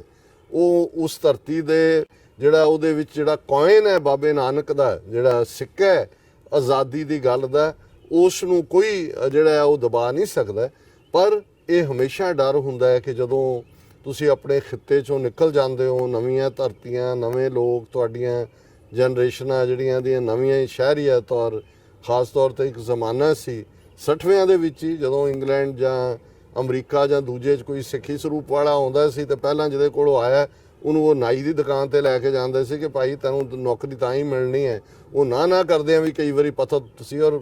ਇਹੋ ਜਿਹੇ ਹਾਲਾਤ ਵੀ ਸੀ ਕਿ ਮੈਨੂੰ ਯਾਦ ਹੈ ਮੈਂ ਇੱਕ ਪਿਕਚਰ ਦੇਖੀ, ਗੁਰਦੁਆਰਾ ਗਜ਼ਟ ਆਫੀਸ਼ੀਅਲ ਪਬਲੀਕੇਸ਼ਨ ਹੈ ਸ਼੍ਰੋਮਣੀ ਕਮੇਟੀ ਦੀ, ਸੰਤ ਫਤਿਹ ਸਿੰਘ 1966 ਦੇ ਵਿੱਚ 67 ਦੇ ਵਿੱਚ ਆਇਆ ਇੰਗਲੈਂਡ ਦੇ ਵਿੱਚ, ਔਰ ਉੱਥੋਂ ਦੀ ਸਾਊਥ ਹਾਲ ਕਮੇਟੀ ਵੈਲਕਮ ਕਰ ਰਹੀ। ਸਾਰੇ ਦੇ ਸਾਰੇ ਜਿਹੜੇ ਨੇ ਉਹ ਪਤਤ ਨੇ, ਕਿਸੇ ਦੇ ਮੂੰਹ ਤੇ ਦਾੜੀ ਨਹੀਂ ਔਰ ਸਿਰ ਤੇ ਪੱਗ ਨਹੀਂ। ਸੋ ਇਹ ਹਾਲਾਤ ਸੀ। ਸੋ ਮੈਂ ਸਮਝਦਾ ਹਾਂ ਵੀ ਇਹ ਜਿਹੜਾ ਜੂਨ 84 ਦਾ ਘੱਲੂਘਾਰਾ ਹੈ, ਇਹ ਸਿਰਫ ਅਸੀਂ ਸੋਵਰਨਿਟੀ ਦਾ ਸਫ਼ਰ ਹੀ ਨਹੀਂ, ਇਹ ਸਾਡੇ ਮਜ਼ਹਬ ਦੇ ਮਾਮਲੇ 'ਚ ਵੀ ਜਿਵੇਂ ਡਾਇਸਪੋਰਾ ਸਿੱਖਾਂ ਦੇ ਵਿੱਚ ਜਿਹੜੀ ਚੇਂਜ ਆਈ, ਰਿਮਾਰਕੇਬਲ ਤਬਦੀਲੀ, ਉਹਦਾ ਨਤੀਜਾ ਹੈ ਕਿ ਅੱਜ ਨਾ ਸਿਰਫ ਅਸੀਂ ਪੋਲੀਟੀਕਲ ਸਿਸਟਮ ਦੇ ਵਿੱਚ ਜਿਵੇਂ ਤੁਸੀਂ ਗੱਲ ਕੀਤੀ ਨਵੰਬਰ 84 ਨੂੰ ਜੈਨੋਸਾਈਡ ਐਲਾਨਣਾ, ਉਹ ਓਨਟਾਰੀਓ ਦੀ ਜਿਹੜੀ ਅਸੈਂਬਲੀ ਵੱਲੋਂ ਹੋਏ, ਕਿੰਨੇ ਸ਼ਹਿਰਾਂ ਵੱਲੋਂ ਹੈ, ਕਿੰਨੀਆਂ ਸਟੇਟਾਂ ਵੱਲੋਂ ਹੈ ਇਨਕਲੂਡਿੰਗ ਨਿਊ ਜਰਸੀ, ਕਨੈਟੀਕਟ, ਉਹ ਸਾਰੇ ਜੋ ਅਸੀਂ ਦੇਖਿਆ। ਹੁਣ ਜਦੋਂ ਅਸੀਂ ਈਵਨ ਅਮਰੀਕਾ 'ਚ 50 ਤੋਂ ਜ਼ਿਆਦਾ ਕਾਂਗਰਸਮੈਨ ਸਿੱਖ ਕਾਂਗਰੈਸ਼ਨਲ ਕਾਕਸ ਦਾ ਹਿੱਸਾ ਹੋਣਾ, ਔਰ ਇਸ ਸਾਰੇ 'ਚ ਇੱਕ ਗੱਲ ਜ਼ਰੂਰ ਹਾਮ ਦੀ ਹੋਈ ਹੈ, ਜਿਵੇਂ ਤੁਸੀਂ 1994 ਦੇ ਗੱਲ ਦੇ ਹਵਾਲੇ ਨਾਲ ਕਿਹਾ ਵੀ 34 ਕਾਂਗਰਸਮੈਨ ਸਨ, ਵੀ ਹੁਣ ਕਿਉਂ ਜਿਹੜਾ ਸਾਨੂੰ 9/11 ਜਿਹੜਾ ਦੁਖਾਂਤ ਵਾਪਰਿਆ ਅਮਰੀਕਾ ਦੀ ਧਰਤੀ ਤੇ ਇੱਕੋ ਵੇਲੇ ਵਰਲਡ ਟ੍ਰੇਡ ਸੈਂਟਰ, ਇਹਨਾਂ ਦਾ ਪੈਂਟਾਗਨ ਇੱਥੇ ਵਰਜੀਨੀਆ ਦੇ ਵਿੱਚ, ਔਰ ਇਹ ਸਾਰੇ ਦੇ ਉੱਤੇ ਅਟੈਕ ਔਰ ਹੇਟ ਕ੍ਰਾਈਮਸ ਦਾ ਸਿਲਸਿਲਾ। ਸੋ ਅਮਰੀਕਨ ਜਾਂ ਈਵਨ ਯੂਰਪੀਅਨ ਕੰਟੈਕਸਟ ਦੇ ਵਿੱਚ ਔਰ ਜ਼ਾਹਰ ਹੈ ਕਿ ਫਿਰ ਅਮਰੀਕਾ ਦਾ ਅਫਗਾਨਿਸਤਾਨ ਤੇ ਅਟੈਕ, ਨੈਟੋ UN ਦੇ ਥੱਲੇ ਅਮਰੀਕਾ ਦਾ ਆਪਣੇ ਬਲਬੂਤੇ ਤੇ ਇਰਾਕ ਤੇ ਅਟੈਕ, ਫਿਰ ਸੀਰੀਅਨ ਸਿਵਲ ਵਾਰ, ਇਸ ਸਾਰੇ 'ਚੋਂ ਫਿਰ ਜਿਹੜੀ ਕੁਛ ਦਹਿਸ਼ਤਗਰਦੀ ਯੂਰਪ ਤੱਕ ਪਹੁੰਚ ਗਈ, ਅਮਰੀਕਾ 'ਚ ਵੀ ਪਹੁੰਚ ਗਈ। ਇਹਦਾ ਨਤੀਜਾ ਇਹ ਹੋਇਆ ਕਿ 9/11 ਤੋਂ ਬਾਅਦ ਲਫ਼ਜ਼ ਟੈਰਰਿਸਟ, ਮਿਲੀਟੈਂਟ ਔਰ ਫਰੀडम ਫਾਈਟਰ ਇਹ ਟੈਰਰਿਜ਼ਮ ਦੇ ਵਿੱਚ ਹੀ ਐਂਡ ਹੋਇਆ। ਔਰ ਉਹਦੇ ਕਰਕੇ ਜ਼ਾਹਰ ਹੈ ਵੀ ਜਦੋਂ ਫਿਰ ਤੁਹਾਡਾ ਆਪਣਾ ਨੇਸ਼ਨ ਇੱਕ ਚੈਲੰਜ ਨੂੰ ਫੇਸ ਕਰ ਰਿਹਾ ਹੈ, ਫਿਰ ਤੁਹਾਡਾ ਵੀ ਨੈਰੇਟਿਵ ਬਦਲਦਾ ਹੈ। ਸੋ ਅਮਰੀਕਾ 'ਚ ਫਿਰ ਇਹ ਸੌਖਾ ਨਹੀਂ ਰਹਿ ਗਿਆ ਕਿ ਤੁਸੀਂ ਆਪਣੀ ਆਰਮਡ ਸਟਰਗਲ ਜਿਹੜੀ ਜੁਝਾਰੂਆਂ ਨੇ ਐਜ਼ ਏ ਡਿਫੈਂਸ ਕੀਤੀ ਉਹਨੂੰ ਜਸਟੀਫਾਈ ਕਰੋ, ਜਾਂ ਤੁਸੀਂ ਉੱਥੋਂ ਦੀ ਹਿਊਮਨ ਰਾਈਟਸ ਵਾਇਓਲੇਸ਼ਨਸ ਦੀ ਗੱਲ ਜਾਂ ਰੈਕਗਨੀਸ਼ਨ ਇਹਨਾਂ ਤੋਂ ਕਰਵਾਓ, ਜਦੋਂ ਕਿ ਖੁਦ ਹਿਊਮਨ ਰਾਈਟਸ ਵਾਇਓਲੇਟ ਕਰਨ ਲੱਗ ਪਏ, ਜੋ ਕੁਝ ਗੁਆਟਾਨਾਮਾ ਬੇਚ ਹੋਇਆ ਜਾਂ ਅਮਰੀਕਨ ਫੌਜਾਂ ਕਰ ਰਹੀਆਂ ਸੀ ਜਾਂ ਕਰ ਰਹੀਆਂ ਨੇ, ਜਾਂ ਫਿਰ ਜਿਸ ਕਿਸਮ ਦੀ ਐਕਸਟ੍ਰੀਮ ਰਾਈਟ ਲਾਈਨ ਸ਼ੁਰੂ ਹੋ ਗਈ, ਉਹਦੇ ਥੱਲੇ ਇਜ਼ਰਾਈਲ ਦੇ ਨਾਲ ਯਾਰੀ ਦੀ ਗੱਲ ਹੋਰ ਵੀ ਪੀढ़ੀ ਹੁੰਦੀ ਗਈ, ਜਿਹੜੀ ਹੈ ਤਾਂ ਪਹਿਲਾਂ ਤੋਂ ਹੀ ਸੀ। ਉਹਦੇ ਵੀ ਨਤੀਜੇ ਸਾਹਮਣੇ ਆਏ। ਇਜ਼ਰਾਈਲ ਇੰਡੀਆ ਦੀ ਕਲੋਜ਼ਨੈਸ ਹੋਈ। ਇੰਡੀਆ ਜਿਹੜਾ 1999-90 ਤੱਕ ਸੋਵੀਅਤ ਯੂਨੀਅਨ ਦੇ ਬਲੌਕ 'ਚ ਸੀ। ਫਿਰ ਅਸੀਂ ਦੇਖਦੇ ਹਾਂ ਕਿ 21ਵੀਂ ਸਦੀ ਦੇ ਬਿਗਨਿੰਗ 'ਚ ਮਨਮੋਹਨ ਸਿੰਘ ਆਇਆ, ਇੰਡੋ US ਨਿਊਕਲੀਅਰ ਡੀਲ ਹੋਈ, ਇੰਟਰਸਟ ਬਦਲ ਗਏ, ਚਾਈਨਾ ਇੱਕ ਫੈਕਟਰ ਉੱਭਰਿਆ, ਚਾਈਨਾ ਨੂੰ ਕਾਊਂਟਰ ਕਰਨ ਲਈ ਇੰਡੀਆ ਇੰਪੋਰਟੈਂਟ ਹੋ ਗਿਆ ਅਮਰੀਕਨਾਂ ਲਈ, ਔਰ ਮੁਸਲਮਾਨਾਂ ਦੇ ਖਿਲਾਫ ਇੰਡੀਆ 'ਚ ਰਾਈਟ ਵਿੰਗਰ ਅੱਗੇ ਆਏ, ਉਹ ਵੀ ਇਹਨਾਂ ਦੀ ਬੈਂਡ ਵੈਗਨ ਤੇ ਚੜ੍ਹ ਗਏ ਕਿਉਂਕਿ ਇਸਲਾਮੋਫੋਬੀਆ ਵਿਕਦਾ ਸੀ ਇਹਨਾਂ ਦੇ ਕੋਲ। ਸੋ ਇਸ ਸਾਰੇ ਦਾ ਸਾਨੂੰ ਵੀ ਨੁਕਸਾਨ ਹੋਇਆ, ਦੂਸਰੀਆਂ ਮੂਵਮੈਂਟਸ ਨੂੰ ਵੀ ਹੋਇਆ, ਪਰ ਅਸੀਂ ਕਿਤਿਓਂ ਨਾ ਕਿਤਿਓਂ ਫੇਰ ਨਿਕਲ ਕੇ ਜਿਹੜਾ ਹੈ ਆਪਣੇ ਰਸਤੇ ਵੱਲ ਜਿਹੜਾ ਉਹ ਪੈ ਚੁੱਕੇ, ਔਰ ਉਹੀ ਕਾਰਨ ਹੈ, ਨਤੀਜਾ ਹੈ ਕਿ ਵੀ ਇਸ ਵੇਲੇ ਭਾਰਤੀ ਏਜੰਸੀਆਂ ਦਾ ਜਿਹੜਾ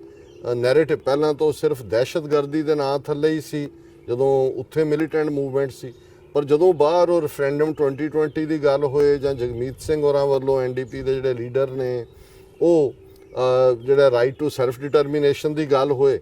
ਉਹਨਾਂ ਨੇ ਹੁਣ ਡਾਇਰੈਕਟ ਤਾਂ ਕਹਿ ਨਹੀਂ ਸਕਦੇ ਕਿ ਜੀ 2020 ਜਾਂ ਰਾਈਟ ਟੂ ਸੈਲਫ ਡਿਟਰਮੀਨੇਸ਼ਨ ਦਹਿਸ਼ਤਗਰਦੀ ਹੈ, ਨਾ ਇਹਨਾਂ ਨੂੰ ਤੁਸੀਂ ਜੋੜ ਦਿਓ ਪੰਜਾਬ ਦੀ ਕਿਸੇ ਆਪਣੇ ਏਜੰਟ ਖੜੇ ਕੀਤੇ ਹੋਏ ਨੇ ਉਹਨਾਂ ਦੀ ਦਹਿਸ਼ਤਗਰਦੀ ਨਾਲ। ਸੋ ਮੈਨੂੰ ਇਹ ਗੱਲ ਵੈਸੇ ਕਦੇ ਬੌਦਰ ਵੀ ਨਹੀਂ ਕਰਦੀ। ਮੈਂ ਜਿਹੜੀ ਇੱਕ ਕੱਲ ਪੈਨਲ ਡਿਸਕਸ਼ਨ ਟੈਲੀਕਾਸਟ ਹੋਈ ਜਿਹਦੇ 'ਚ ਮੈਂ ਇਹ ਗੱਲ ਕਹੀ ਸੀਗੀ, ਸਾਡੇ ਹੋਰ ਵੀ ਬੈਠੇ ਸੀ ਦੋਵੇਂ ਪੈਨਲਿਸਟ,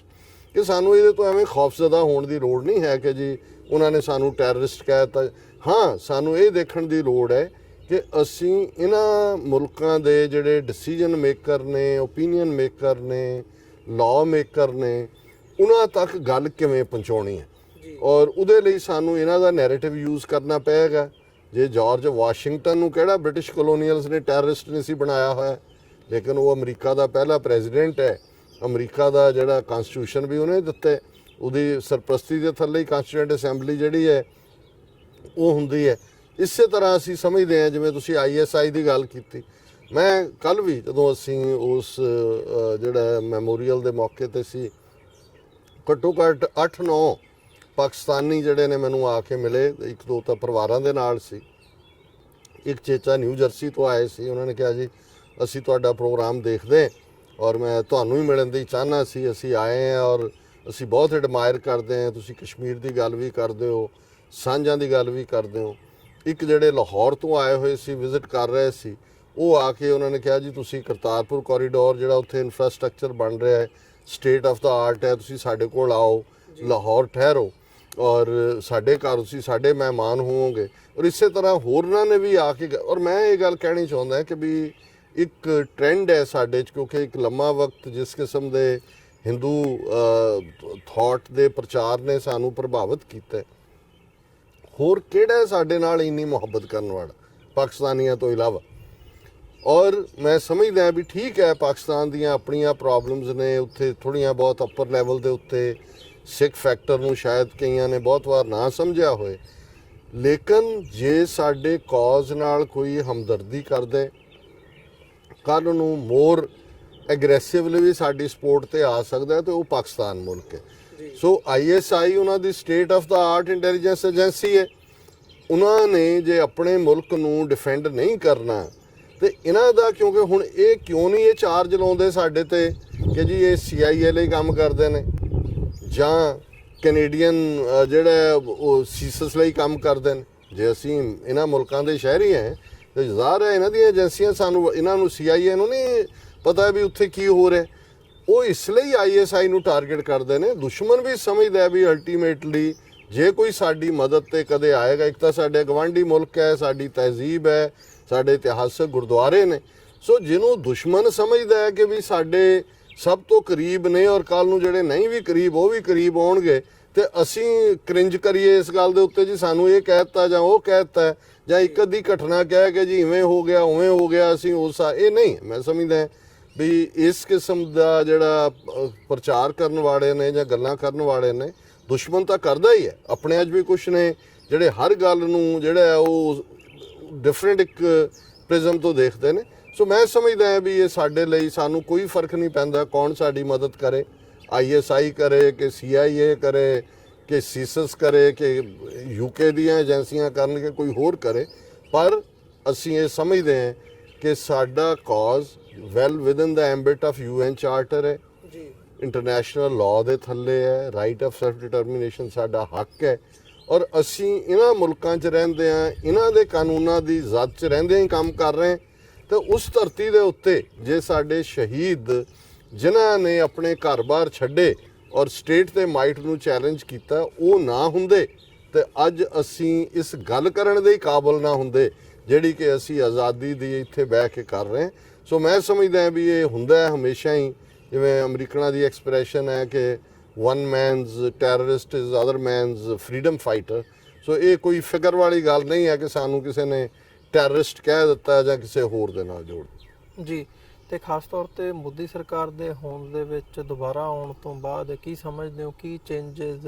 ਆਉਂਦੀਆਂ ਨਜ਼ਰ ਆ ਰਹੀਆਂ ਨੇ? ਜਿਹੜੀ ਉਹਨਾਂ ਦੀ ਨੀਤੀ ਹੈ ਕੰਪਲੀਟ ਇੱਕ ਰਾਈਟ ਵਿੰਗਰ ਨੀਤੀ ਹੈ, ਹਿੰਦੂਤਵਾਦੀ ਆਈਡੀਓਲੋਜੀ ਜਿਵੇਂ ਉਹਨਾਂ ਨੇ ਇਨਫੋਰਸ ਕੀਤੀ ਹੈ, ਵੱਖੋ ਵੱਖਰੇ ਭਾਰਤ ਦੇ ਜਿਹੜੇ ਅਦਾਰੇ ਹੈਗੇ ਨੇ ਉਹ ਉਹਨਾਂ ਦੇ ਮਿਲਟਰੀ ਇੰਸਟੀਟਿਊਸ਼ਨਸ ਹੋਣ, ਉਹਨਾਂ ਦੀ ਐਡਮਿਨਿਸਟ੍ਰੇਸ਼ਨ ਹੋਵੇ, ਜੁਡੀਸ਼ਰੀ ਹੋਵੇ, ਮੀਡੀਆ ਤੇ ਵੀ ਇਸ ਵਕਤ ਉਹਨਾਂ ਦਾ ਕੰਪਲੀਟਲੀ ਅਸੀਂ ਦੇਖ ਰਹੇ ਹਾਂ ਕਿ ਗਲਬਾ ਨਜ਼ਰ ਆ ਰਿਹਾ। ਸੋ ਆਉਣ ਵਾਲੇ ਸਮੇਂ ਦੇ ਵਿੱਚ ਜਿਹੜੀ ਨੀਤੀ ਉਹਨਾਂ ਦੀ ਇਹ ਹਿੰਦੀ ਹਿੰਦੂ ਹਿੰਦੁਸਤਾਨ ਦੀ ਹੈ, ਕਸ਼ਮੀਰ ਦੇ ਵਿੱਚ ਕਿਵੇਂ ਉਹਨੂੰ ਲਾਗੂ ਕੀਤਾ ਜਾ ਰਿਹਾ ਹੈ, ਜਾਂ ਪੰਜਾਬ ਦੇ ਐਂਗਲ ਤੋਂ ਕੀ ਦੇਖਦੇ ਹੋ, ਕੀ ਚੇਂਜਸ ਆਉਂਦੀਆਂ ਨਜ਼ਰ ਆ ਰਹੀਆਂ ਨੇ ਜੇ ਭਾਰਤ ਦੇ ਖਿੱਤੇ ਵਿੱਚ ਦੇਖਣਾ ਹੋਵੇ? ਦੇਖੋ, ਜੰਗ ਦੇ ਮੈਦਾਨ 'ਚ ਜਦੋਂ ਤੁਸੀਂ ਆਰਟ ਆਫ ਵਾਰ ਤੋਂ ਲੈ ਕੇ ਬਹੁਤ ਸਾਰਾ ਲਿਟਰੇਚਰ ਪੜ੍ਹਦੇ ਹੋ, ਜਿਹੜੀ ਸਭ ਤੋਂ ਔਖੀ ਗੱਲ ਹੁੰਦੀ ਹੈ ਉਹ ਜਾਂ ਸਭ ਤੋਂ ਪਹਿਲਾ ਸਟੈਪ ਹੁੰਦਾ ਹੈ ਕਿਸੇ ਵੀ ਸਟ੍ਰੈਟਜੀ ਨੂੰ ਬਣਾਉਣ ਤੋਂ ਪਹਿਲਾਂ, ਉਹ ਹੁੰਦਾ ਹੈ ਆਈਡੈਂਟੀਫਾਈਂਗ ਦਾ ਐਨਮੀ, ਦੁਸ਼ਮਣ ਦੀ ਪਛਾਣ।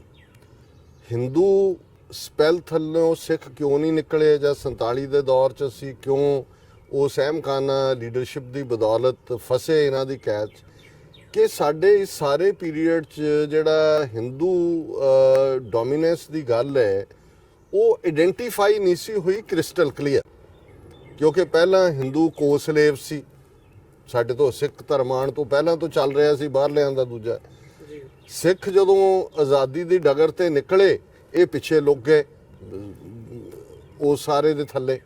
ਜਦੋਂ ਸਿੱਖਾਂ ਕੋਲ ਪੋਲੀਟੀਕਲ ਪਾਵਰ ਆਈ ਉਹਨਾਂ ਨੇ ਸ਼ੇਅਰ ਕੀਤੀ, ਇਹਨਾਂ ਦੇ ਨਾਲ ਵੀ ਕੀਤੀ, ਮੈਜੋਰਟੀ ਮੁਸਲਮਾਨਾਂ ਨਾਲ ਵੀ ਕੀਤੀ ਜਿਹੜੇ ਮੈਜੋਰਟੀ ਸੀ ਪੰਜਾਬ ਦੇ ਖਿੱਤੇ। ਅੰਗਰੇਜ਼ ਦੇ ਵੇਲੇ ਫਿਰ ਕੋ-ਸਲੇਵ ਆਏ। ਸੋ 5 ਸਦੀਆਂ 'ਚ ਤਾਂ ਆਈਡੈਂਟੀਫਾਈ ਹੋਇਆ ਹੀ ਨਹੀਂ ਸੀ ਐਨਮੀ। ਔਰ ਜਦੋਂ ਅਫਜ਼ਲ ਅਹਿਸਨ ਰੰਧਾਵਾ ਕਹਿੰਦੇ ਨੇ ਵੈਰੀਆਂ ਕੱਢ ਵਿਖਾਲਿਆ 5 ਸਦੀਆਂ ਦਾ ਵੈਰ, ਹਾਲਾਂਕਿ ਚੱਲ ਇਹ ਨਹੀਂ ਹੈ ਵੀ ਵੈਰ ਨਜ਼ਰ ਨਹੀਂ ਸੀ ਆਉਂਦਾ, ਅਸੀਂ ਗੁਰੂ ਨਾਨਕ ਸਾਹਿਬ ਦੇ ਪੀਰੀਅਡ ਤੋਂ ਹੀ ਦੇਖਦੇ ਹਾਂ, ਪਰ ਇੱਕ ਵੱਡਾ ਤਬਕਾ ਜਿਹੜਾ ਤਹਿਜ਼ੀਬੀ ਉਸੇ ਮਾਹੌਲ ਦੇ ਵਿੱਚ ਪਲ ਰਿਹਾ ਹੁੰਦਾ ਹੈ, ਉਸ ਦੇ ਆਪਣੇ ਹੀ ਚਾਚੇ ਤਾਏ ਮਾਮੇ ਨਾਨੇ ਫੁੱਫੜ ਇੱਧਰ ਉੱਧਰ ਹੁੰਦੇ ਨੇ, ਉਹਨਾਂ ਦੇ ਲਈ ਕਈ ਵਾਰ ਐਨਮੀ ਨੂੰ ਆਈਡੈਂਟੀਫਾਈ ਕਰਨਾ ਸੌਖਾ ਨਹੀਂ ਹੁੰਦਾ। 47 'ਚ ਵੀ ਉਹ ਜਿਹੜੀ ਸੀ ਲਾਈਨ ਬਹੁਤੀ ਕਲੀਅਰਲੀ ਨਹੀਂ ਖਿੱਚੀ ਗਈ। ਹੁਣ ਮੈਂ ਸਮਝਦਾ ਜਿਵੇਂ ਤੁਸੀਂ ਮੋਦੀ ਦੇ ਆਉਣ ਨਾਲ ਤਬਦੀਲੀ ਦੀ ਗੱਲ ਕੀਤੀ, ਮੈਂ ਸਮਝਦਾ ਵੀ 47 ਨੇ ਤੋਂ ਬਾਅਦ ਦੀ ਲੀਡਰਸ਼ਿਪ ਦਾ ਦਿਮਾਗ ਸਾਫ਼ ਹੋਣਾ ਸ਼ੁਰੂ ਹੋ ਗਿਆ ਜਦੋਂ ਇਹਨਾਂ ਦੀਆਂ ਨੀਤੀਆਂ ਐਂਟੀ ਸਿੱਖ ਨੀਤੀਆਂ ਆਈਆਂ। ਜੂਨ 84 ਇੱਕ ਫਾਈਨਲ ਵਾਟਰਸ਼ੈਡ ਬਣ ਗਿਆ ਈਵਨ ਇਸ ਦੇ ਵਿੱਚ ਵੀ ਕਿ ਭਾਈ ਇੰਡੀਅਨ ਸਟੇਟ ਦੇ ਨਾਲ ਸਾਡੀ ਰਿਲੇਸ਼ਨਸ਼ਿਪ ਓਵਰ ਹੈ। ਹੁਣ ਇਹਨਾਂ 35 ਸਾਲਾਂ 'ਚ ਇੰਦਰਾ ਗਾਂਧੀ ਤੋਂ ਮੋਦੀ ਤੱਕ 12 ਪ੍ਰਾਈਮ ਮਿਨਿਸਟਰ ਬਣੇ, 12 ਤੋਂ ਜ਼ਿਆਦਾ ਹੀ ਕਮਿਸ਼ਨ ਬਣੇ। ਉਹ ਨਵੰਬਰ 84 ਦੇ ਹੋਏ ਮਿਸ਼ਰਾ ਕਮਿਸ਼ਨ ਤੋਂ ਨਾਨਾਵਤੀ ਕਮਿਸ਼ਨ ਤੱਕ ਸਰਕਾਰਾਂ ਵੀ ਉਹ ਜਿਹਦੇ 'ਚ ਸਿੱਖ ਵੀ ਭਾਈਵਾਲ ਰਹੇ ਭਾਵੇਂ ਉਹ, ਔਰ ਹਰ ਹਕੂਮਤ VP ਸਿੰਘ ਦੀ ਸਰਕਾਰ, ਚੰਦਰ ਸ਼ੇਖਰ ਦੀ ਜਿਨ੍ਹਾਂ ਨੂੰ ਸਿੱਖ ਆਪਣੇ ਦੋਸਤ ਸਮਝਦੇ ਸੀ, IK ਗੁਜਰਾਲ ਪੰਜਾਬੀ ਹਿੰਦੂ, ਔਰ ਫਿਰ ਅਕਾਲੀ ਅਲਾਇੰਸ BJP। ਹੁਣ ਜ਼ਾਹਰ ਹੈ ਕਿ ਇਸ ਸਾਰੇ ਪੀਰੀਅਡ ਨੇ ਜਿਹੜੇ ਥੋੜ੍ਹੇ ਬਹੁਤ ਫੈਂਸ ਦੇ ਉੱਤੇ ਖੜੇ ਸਿੱਖ ਵੀ ਸੀ ਉਹਨਾਂ ਦੇ ਦਿਮਾਗ ਸਾਫ਼ ਕਰਨੇ ਸ਼ੁਰੂ ਕਰ ਦਿੱਤੇ ਕਿ ਭਾਈ ਇਹਨਾਂ ਦੇ ਅੰਦਰ ਕੀ ਹੈ। ਹੁਣ ਜਦੋਂ ਉਹ ਸਿਰਫ ਖਾਲਿਸਤਾਨ ਦਾ ਵਿਰੋਧ ਨਹੀਂ ਕਰਦੇ, ਹੁਣ ਤਾਂ ਟਵੀਟ ਜਾਂ ਦੂਜੇ ਰਾਹੀਂ ਤੁਹਾਨੂੰ ਲੱਗਦਾ ਜੂਨ 84 ਸਿੱਖ ਵੈਰਾਗਮਈ ਹਾਲਤ 'ਚ ਨੇ, ਉਹ ਇੰਦਰਾ ਗਾਂਧੀ ਨੂੰ ਯਾਦ ਕਰ ਰਹੇ ਨੇ ਕਿ ਜੀ ਐਡੀ ਵੱਡੀ ਲੀਡਰ ਦੇਸ਼ ਦੀ ਇਹਨਾਂ ਨੇ ਮਾਰ ਦਿੱਤੀ। ਜੇ ਸਿੱਖ ਕਰਤਾਰਪੁਰ ਲਾਂਘੇ ਦੀ ਗੱਲ ਕਰਦੇ ਨੇ ਤੇ ਉਹ ਇਹ ਕਹਿੰਦੇ ਨੇ ਜੀ ਇਹ ਦੇਸ਼ ਧਰੋਹੀ ਨੇ, ਇਹਨਾਂ ਲਈ ਦੇਸ਼ ਪਹਿਲਾਂ ਕਿ ਆਪਣਾ ਮਜ਼ਹਬ ਪਹਿਲਾਂ, ਵੀ ਪਾਕਿਸਤਾਨ ਨੂੰ ਫਿਨਿਸ਼ ਕਰੋ ਇਹਨੂੰ, ਇਹ ਕਿੱਥੋਂ ਕਰਤਾਰਪੁਰ ਕੋਰੀਡੋਰ ਲਿਆ ਕੇ ਵਿੱਚ ਵੜ ਗਏ। ਸੋ ਕੁੱਲ ਮਿਲਾ ਕੇ ਮੈਂ ਸਮਝਦਾ ਵੀ ਮੋਦੀ ਦਾ ਆਣਾ ਦੂਜੀ ਵਾਰ ਠੀਕ ਹੈ, ਸਫਰਿੰਗ ਹੋਰ ਹੋਏਗੀ, ਲੇਕਿਨ ਜਿਵੇਂ ਮੈਂ ਸਮਝਦਾ ਕਿ ਦੁਸ਼ਮਣ ਆਈਡੈਂਟੀਫਾਈ ਹੋਇਆ, ਕਿਉਂਕਿ ਹੁਣ ਤਾਂ ਜਿਹਨੂੰ ਕਹਿੰਦੇ ਨੇ ਵੀ ਨੰਗੇ ਚਿੱਟੇ ਹੋ ਕੇ ਉਹ ਹਿੰਦੂਤਵਾਦ ਦੀ ਗੱਲ ਤਾਂ ਕਰਦੇ ਹੀ ਸੀ, ਹੁਣ ਹਿੰਦੂ ਦੀ ਗੱਲ ਵੀ ਕਰਦੇ ਨੇ। ਹਰ ਕੋਈ ਹਿੰਦੂ ਹੈ ਇੱਥੇ ਰਹਿਣ ਵਾਲਾ। ਧਾਰਾ 370 ਖਤਮ ਕਰੋ ਕਸ਼ਮੀਰ ਚੋਂ, 35A ਖਤਮ ਕਰੋ। ਆਵਾਜ਼ਾਂ ਨੇ ਕਿ ਜੀ ਮਨੂ ਸਮ੍ਰਿਤੀ ਨੂੰ ਸੰਵਿਧਾਨ ਬਣਾਓ। ਸੁਬਰਾਮਨੀਅਮ ਸਵਾਮੀ ਕਹਿੰਦਾ ਕਿ ਜੀ ਦਿਓ ਹੁਣ ਲਿਆਓ ਲਾਅ ਬਿੱਲ ਲਿਆਓ ਕਿ ਜ਼ਮੀਨ ਐਕਵਾਇਰ ਕਰੋ, ਉੱਥੋਂ ਦੀ ਬਾਬਰੀ ਮਸਜਿਦ ਦੇ ਉੱਥੇ ਮੰਦਿਰ ਬਣਾਓ ਸਾਰੀ। ਸੋ ਇਸੇ ਤਰ੍ਹਾਂ ਜੇ ਹੁਣ ਘੱਟ ਗਿਣਤੀਆਂ ਬਾਰੇ ਜਾਂ ਈਵਨ ਜਿਹੜੇ ਜੈਨੂਅਨ ਲੋਕ ਨੇ ਉਹਨਾਂ ਨੂੰ ਉਹ ਜੇ ਅਮਿਤ ਸ਼ਾਹ ਕਹਿੰਦਾ ਕਿ ਦੇ ਆਰ ਟਰਮਾਈਟਸ, ਕਿ ਸਿਉਂਕ ਹੈ ਜਿਹੜੇ ਬੰਗਲਾਦੇਸ਼ੀ ਨੇ, ਭਾਵੇਂ ਉਹ 40-40 ਸਾਲ ਤੋਂ ਰਹਿ ਰਹੇ ਨੇ। ਉਹ ਹਾਲਾਤ ਇਹ ਨੇ ਕਿ ਉਹ ਅਸਾਮ ਦੇ ਵਿੱਚ ਇੱਕ ਫੌਜੀ ਜਿਹੜਾ ਡੈਕੋਰੇਟਡ ਸ਼ੋਲਜਰ ਹੈ, ਕਾਰਗਿਲ ਵਾਰ ਦੇ ਵਿੱਚ ਲੜਿਆ ਹੋਇਆ, ਉਹਨੂੰ ਉਹਨਾਂ ਨੇ ਡਿਟੈਂਸ਼ਨ ਸੈਂਟਰ 'ਚ ਕਿਹਾ ਕਿ ਜੀ ਤੇਰੇ ਕੋਲ ਸਬੂਤ ਹੀ ਨਹੀਂ ਹੈ ਕਿ ਤੂੰ ਓਰੀਜਨਲ ਇੱਥੋਂ ਦਾ ਰਹਿਣ ਵਾਲਾ। ਸੋ ਇਹ ਸਾਰੀਆਂ ਗੱਲਾਂ ਜਿਹੜੀਆਂ ਨੇ ਮੈਂ ਸਮਝਦਾ ਵੀ ਬੇਸ਼ੱਕ ਦੁੱਖ ਵਧੇਗਾ ਆਉਣ ਵਾਲੇ ਪੀਰੀਅਡ 'ਚ ਅਕਲੀਅਤਾਂ ਲਈ, ਘੱਟ ਗਿਣਤੀਆਂ ਲਈ, ਪਰ ਮੈਂ ਸਮਝਦਾ ਵੀ ਇਹ ਮੋਦੀ ਦੇ ਆਉਣ ਨਾਲ ਇੱਕ ਪਾਸੇ ਜਿਹੜੀ ਮਜ਼ਹਬੀ ਪੋਲਰਾਈਜੇਸ਼ਨ ਹੈ ਉਹ ਵੀ ਮੁਕੰਮਲ ਹੋਣ ਵੱਲ ਜਾ ਰਹੀ ਹੈ। ਔਰ ਜੇ ਤੁਸੀਂ ਪਿਛਲੇ 10 ਦਿਨਾਂ ਦੇ ਵਿੱਚ ਤਬਦੀਲੀ ਦੇਖੀ ਹੋਏ, ਕਲਚਰਲ ਪੋਲਰਾਈਜੇਸ਼ਨ, ਜਦੋਂ ਇਹਨਾਂ ਨੇ ਨਾਲ ਦੀ ਨਾਲ ਰਿਵਾਈਜ਼ਡ ਐਜੂਕੇਸ਼ਨ ਪਾਲਿਸੀ ਲਿਆਂਦੀ ਔਰ ਉਹਨਾਂ ਨੇ ਕਿਹਾ ਜੀ ਜਿਹੜਾ 3 ਲੈਂਗੁਏਜ ਫਾਰਮੂਲਾ ਹੈ, ਇੰਗਲਿਸ਼, ਹਿੰਦੀ ਔਰ ਮਦਰ ਟੰਗ, ਇਹ ਲਾਗੂ ਹੋਏਗਾ। ਨਾਲ ਦੀ ਨਾਲ ਸਾਊਥ ਜਾਂ MK ਸਟਾਲਿਨ ਜਿਹਨੇ 39 ਚੋਂ 38 ਸੀਟਾਂ ਜਿੱਤੀਆਂ ਨੇ, ਜਿਹਦੇ ਅਲਾਇੰਸ ਨੇ ਤਾਮਿਲਨਾਡੂ 'ਚ, ਉਹਨਾਂ ਨੇ ਕਿਹਾ we will wage a war, we don't accept Hindi, ਸਾਡੀ ਆਪਣੀ। ਨਾਲ ਦੀ ਨਾਲ ਉਹਦੇ ਨਾਲ ਕੇਰਲਾ ਔਰ ਆਂਧਰਾ ਔਰ ਤੇਲੰਗਾਨਾ ਦੇ ਚੀਫ ਮਿਨਿਸਟਰ ਨੇ ਕਿਹਾ ਜੀ ਜੇ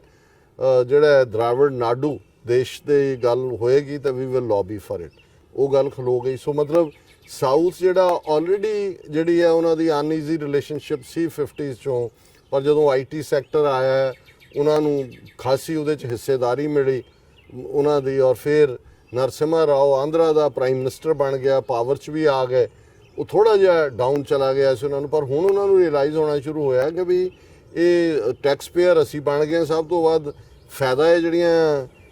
ਗੰਗਾ ਜਮਨਾ ਵਾਲੀਆਂ ਸਟੇਟਾਂ ਨੇ, UP, ਬਿਹਾਰ, ਮੱਧ ਪ੍ਰਦੇਸ਼, ਰਾਜਸਥਾਨ, ਛੱਤੀਸਗੜ੍ਹ, ਨਿਆਣੇ ਜੰਮ ਕੇ ਰੱਖੇ ਹੋਏ ਨੇ, ਇਹ ਲੈ ਰਹੇ ਨੇ।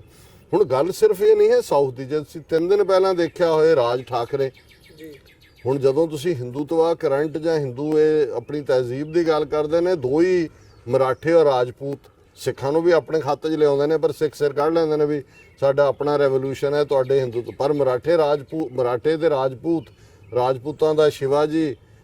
ਰਾਜਪੂਤਾਂ ਦਾ ਮਹਾਰਾਣਾ ਪ੍ਰਤਾਪ ਔਰ ਮਰਾਠਿਆਂ ਦਾ ਸ਼ਿਵਾਜੀ, ਇਹੀ ਇਹਨਾਂ ਦੇ ਸੋ ਕਾਲਡ ਹੀਰੋ ਨੇ।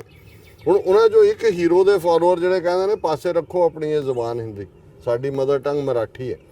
ਸੋ ਮੈਂ ਸਮਝਦਾ ਵੀ ਇਹ ਰੀਜਨਲਿਜ਼ਮ ਹੀ ਨਹੀਂ ਹੈ, ਇਹ ਬੈਕ ਟੂ ਉਸ ਕਿਸਮ ਦਾ ਨੈਸ਼ਨਲਿਜ਼ਮ ਗੱਲ ਜਾ ਰਹੀ ਹੈ ਜਿਹੜਾ ਟ੍ਰੈਂਡ ਯੂਰਪ 'ਚ ਵੀ ਹੈ, ਅਮਰੀਕਾ 'ਚ ਇਕੱਲੀ ਨਹੀਂ ਹੈ ਕਿ ਵੀ ਇੱਥੇ ਵਾਪਸ ਟਰੰਪ ਨੇ ਕੀ ਕਿਹਾ ਕੀ ਨਹੀਂ ਕਿਹਾ। ਤੁਸੀਂ ਸਾਰੇ ਦੇਖੋ ਕਿ ਸਾਰੇ ਯੂਰਪ ਦੇ ਵਿੱਚ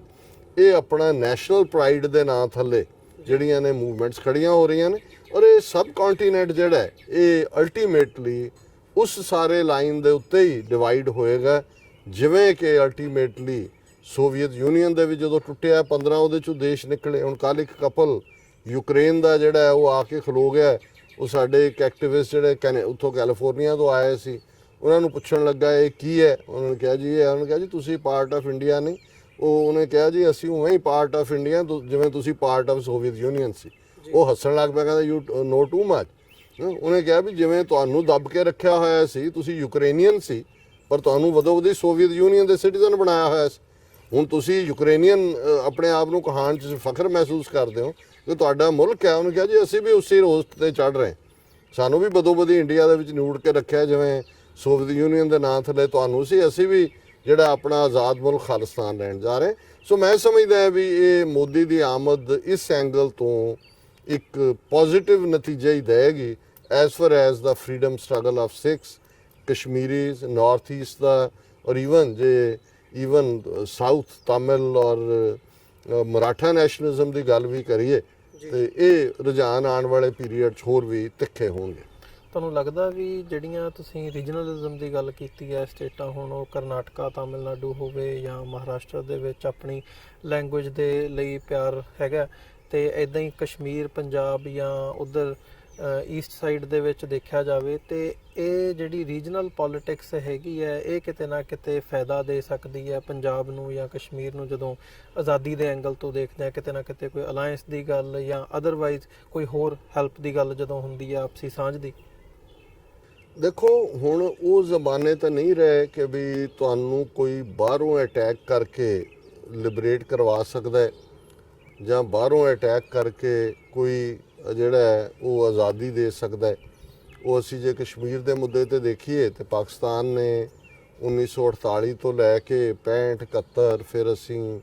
98, 99 ਕਾਰਗਿਲ ਵੀ ਦੇਖਦੇ ਹਾਂ, ਅਟੈਂਪਟ ਵੀ ਕੀਤੇ ਨੇ, ਔਰ ਉਹ ਅਲਟੀਮੇਟਲੀ ਨਹੀਂ ਹੁੰਦਾ। ਲੇਕਿਨ ਭਾਰਤ ਦੇ ਮਾਮਲੇ 'ਚ ਜਦੋਂ ਕੋਈ ਸਿਆਣਾ ਸੋਵੀਅਤ ਯੂਨੀਅਨ ਬਾਰੇ ਕਿਸੇ ਨੂੰ ਪੁੱਛਿਆ, ਸਧਾਰਨ ਇੱਕ ਪੰਜਾਬੀ ਨੂੰ ਜਿਹੜਾ ਥੋੜ੍ਹਾ ਬਹੁਤ ਇਤਿਹਾਸ ਤੋਂ ਵਾਕਫ ਸੀ, ਕਿ ਸੋਵੀਅਤ ਯੂਨੀਅਨ ਦਾ ਜਿਹੜਾ ਪਤਨ ਜਾਂ ਗਿਰਾਵਟ ਜਾਂ ਉਸ ਦਾ ਬਿਖਰਨਾ ਕਿਉਂ ਹੋਇਆ, ਉਹਨਾਂ ਕਿਹਾ ਜੀ ਆਪਣੇ ਭਾਰ ਨਾਲ ਹੀ ਡਿੱਗ ਪਿਆ।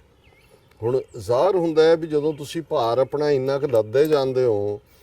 ਇਹ ਨਹੀਂ ਹੈ ਵੀ ਕੋਈ ਆ ਕੇ ਤੁਹਾਨੂੰ ਧੱਕਾ ਦਿੰਦਾ ਜਾਂ ਸੁੱਟਦਾ, ਉਹ ਭਾਰ ਹੀ ਇੰਨਾ ਕੁ ਹੁੰਦਾ ਵੀ ਤੁਸੀਂ ਉਹਨੂੰ ਕੈਰੀ ਨਹੀਂ ਕਰ ਸਕਦੇ, ਤੁਸੀਂ ਡਿੱਗ ਪੈਂਦੇ ਹੋ, ਤੁਹਾਡਾ ਉਹ ਖੁੱਲ ਜਾਂਦੀ ਹੈ ਪੋਟਲੀ ਜਾਈ ਤੇ ਸਭ ਕੁਝ ਖਿਲਰ ਜਾਂਦਾ।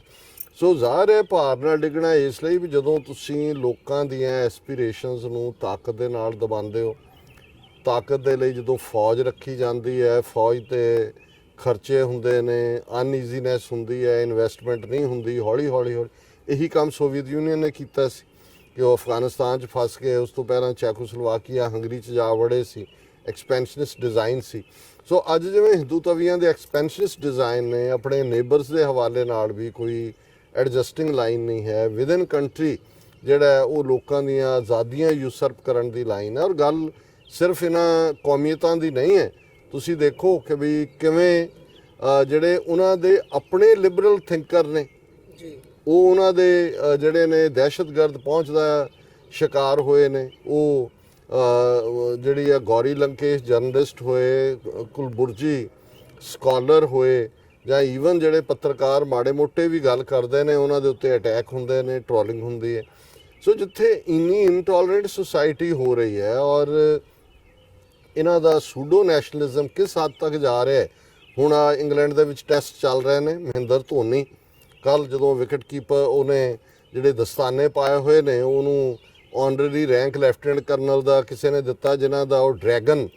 ਜਿਹੜਾ ਉਸ ਫੌਜ ਦਾ ਹੈ ਉਹ ਉਹਨੇ ਪਾਇਆ ਹੋਇਆ, ਦਸਤਾਨੇ ਉਹ ਪਾਏ ਹੋਏ ਨੇ। ਔਰ ਜਿਹੜੀ ICC ਹੈ ਉਹਨਾਂ ਨੇ ਇਤਰਾਜ਼ ਕੀਤਾ, ਉਹਨਾਂ ਨੇ ਕਿਹਾ ਕਿਉਂਕਿ ਉੱਥੇ ਤੁਸੀਂ ਕੋਈ ਵੀ ਮਜ਼ਹਬੀ ਜਾਂ ਨੈਸ਼ਨਲਿਸਟ ਜਾਂ ਦੂਜੇ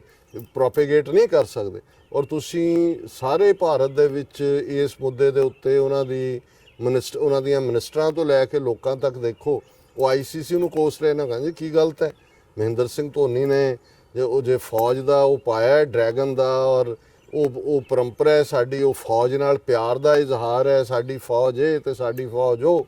ਔਰ ਇਸ ਹੁਣ ਜਦੋਂ ਇਸ ਕਿਸਮ ਦਾ ਤੁਸੀਂ ਸੈਂਟੀਮੈਂਟ ਦੇਖਦੇ ਹੋ ਤਾਂ ਮੈਂ, ਕਿਉਂਕਿ ਕੱਲ੍ਹ ਵੀ ਜਦੋਂ ਮੈਂ ਐਡਰੈਸ ਦੇ ਵਿੱਚ ਨਾਜ਼ੀਆਂ ਦੇ ਨਾਲ ਜਾਂ ਬਾਰ-ਬਾਰ ਮੈਂ ਉਸ ਦੀ ਗੱਲ ਕਰਦਾ ਕਿ ਇੰਨੀਆਂ ਜ਼ਿਆਦਾ ਸਿਮਿਲੈਰਿਟੀਜ਼ ਨੇ ਕਿ ਤੁਹਾਨੂੰ ਹੋਰ ਨੈਰੇਟਿਵ ਦੇਣ ਦੀ ਲੋੜ ਹੀ ਨਹੀਂ ਹੈ। ਇਹੋ ਜਿਹਾ ਹੀ ਮਾਹੌਲ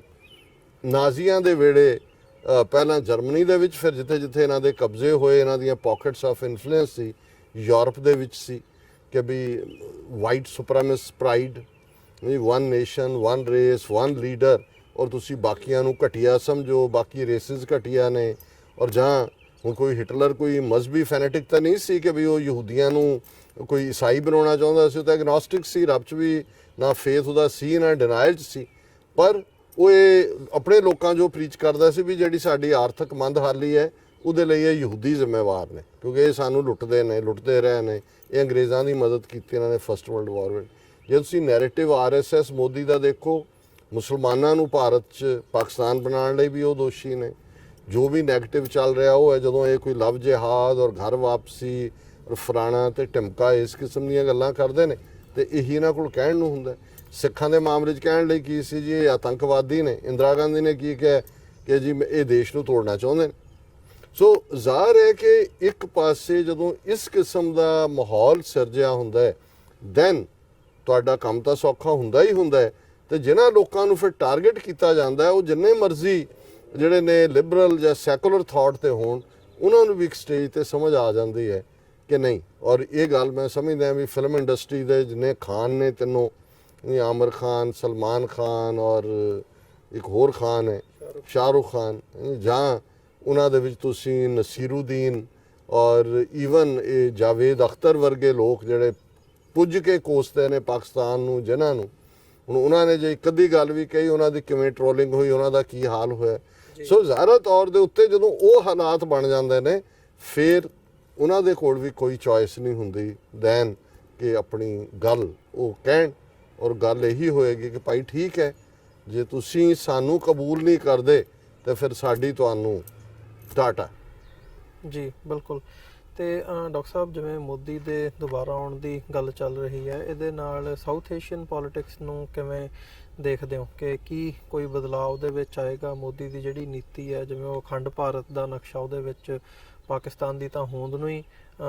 ਹੋਂਦ ਤੋਂ ਹੀ ਇਨਕਾਰੀ ਹੈ, ਜਿਹੜੀ RSS ਦੀ ਆਈਡੀਓਲੋਜੀ ਹੈ। ਤੇ ਹੁਣ ਜਿਹੜੀ ਇੰਟਰਨੈਸ਼ਨਲ ਪੋਲਿਟਿਕਸ ਹੈ, ਅਮਰੀਕਾ ਦਾ ਤੁਸੀਂ ਜ਼ਿਕਰ ਕੀਤਾ ਵੀ ਉਹ ਇੰਡੀਆ ਦੇ ਨੇੜੇ ਹੈ ਕਿਉਂਕਿ ਉਹਨੂੰ ਚਾਈਨਾ ਦੇ ਖਿਲਾਫ ਉੱਥੇ ਸਾਊਥ ਏਸ਼ੀਅਨ ਕੰਟੈਕਸਟ ਦੇ ਵਿੱਚ ਕੋਈ ਨਾ ਕੋਈ ਚਾਹੀਦਾ ਉੱਥੇ ਪੈਰ ਧਰਾਵਾ। ਤੇ ਚਾਈਨਾ ਆਪਣੇ ਆਪ ਦੇ ਵਿੱਚ ਇੱਕ ਪਾਵਰ ਬਣ ਕੇ ਉੱਭਰ ਰਿਹਾ, ਉਹਨਾਂ ਦੀ ਇਕਨੋਮੀ ਕਿਸ ਹਿਸਾਬ ਨਾਲ ਐਕਸਪੈਂਡ ਕਰ ਰਹੀ ਹੈ, ਤੇ ਕਿਵੇਂ ਉਹਨਾਂ ਨੇ ਯੂਰਪ ਤੱਕ ਜਿਹੜੀ ਇਹ ਸੀਪੈਕ ਦੀ ਲਾਈਨ ਹੋਵੇ ਜਾਂ 올ਡ ਸਿਲਕ ਰਾਊਟ ਨੂੰ ਰਿਵਾਈਵ ਕਰਨ ਦੀ ਗੱਲ ਹੋਵੇ, ਆਪਣੇ ਆਪ ਦੇ ਵਿੱਚ ਉਹ ਇੱਕ ਪਾਵਰ ਬਣ ਕੇ ਉੱਭਰ ਰਹੇ ਆ। ਫਿਰ ਰਸ਼ੀਆ ਦਾ ਆਪਣਾ ਇੱਕ ਰਿਲੇਸ਼ਨ ਪਹਿਲਾਂ ਇੰਡੀਆ ਦੇ ਨਾਲ ਰਿਹਾ, ਪਾਕਿਸਤਾਨ ਦੇ ਨਾਲ ਹੁਣ ਇੱਕ ਨੇੜਤਾ ਦੀ ਲਾਈਨ ਹੈ। ਸੋ ਸਾਊਥ ਏਸ਼ੀਅਨ ਪੋਲਿਟਿਕਸ ਦੇ ਵਿੱਚ ਕੀ ਸਮਝਦੇ ਹੋ, ਭਾਰਤ ਦੀ ਜਿਹੜੀ ਨੀਤੀ ਰਹੀ ਹੈ ਗੁਆਂਢੀਆਂ ਦੇ ਪ੍ਰਤੀ, ਕੀ ਉਹ ਉਸੇ ਹਿਸਾਬ ਨਾਲ ਕੰਟੀਨਿਊ ਕਰੇਗੀ? ਤੇ ਜੇ ਕਰੇਗੀ, ਪਾਕਿਸਤਾਨ ਦੇ ਨਾਲ ਨਹੀਂ ਕੋਈ ਸਹਿਮਤੀ ਬਣਦੀ ਜਾਂ ਜਿਸ ਨੀਤੀ ਤੇ ਉਹ ਚੱਲ ਰਹੇ ਆ ਐਵੇਂ ਹੀ ਤੁਰਦੇ ਆ, ਤੇ ਗੱਲ ਇਹ ਕਿੱਧਰ ਨੂੰ ਜਾਂਦੀ ਨਜ਼ਰ ਆ ਰਹੀ ਹੈ?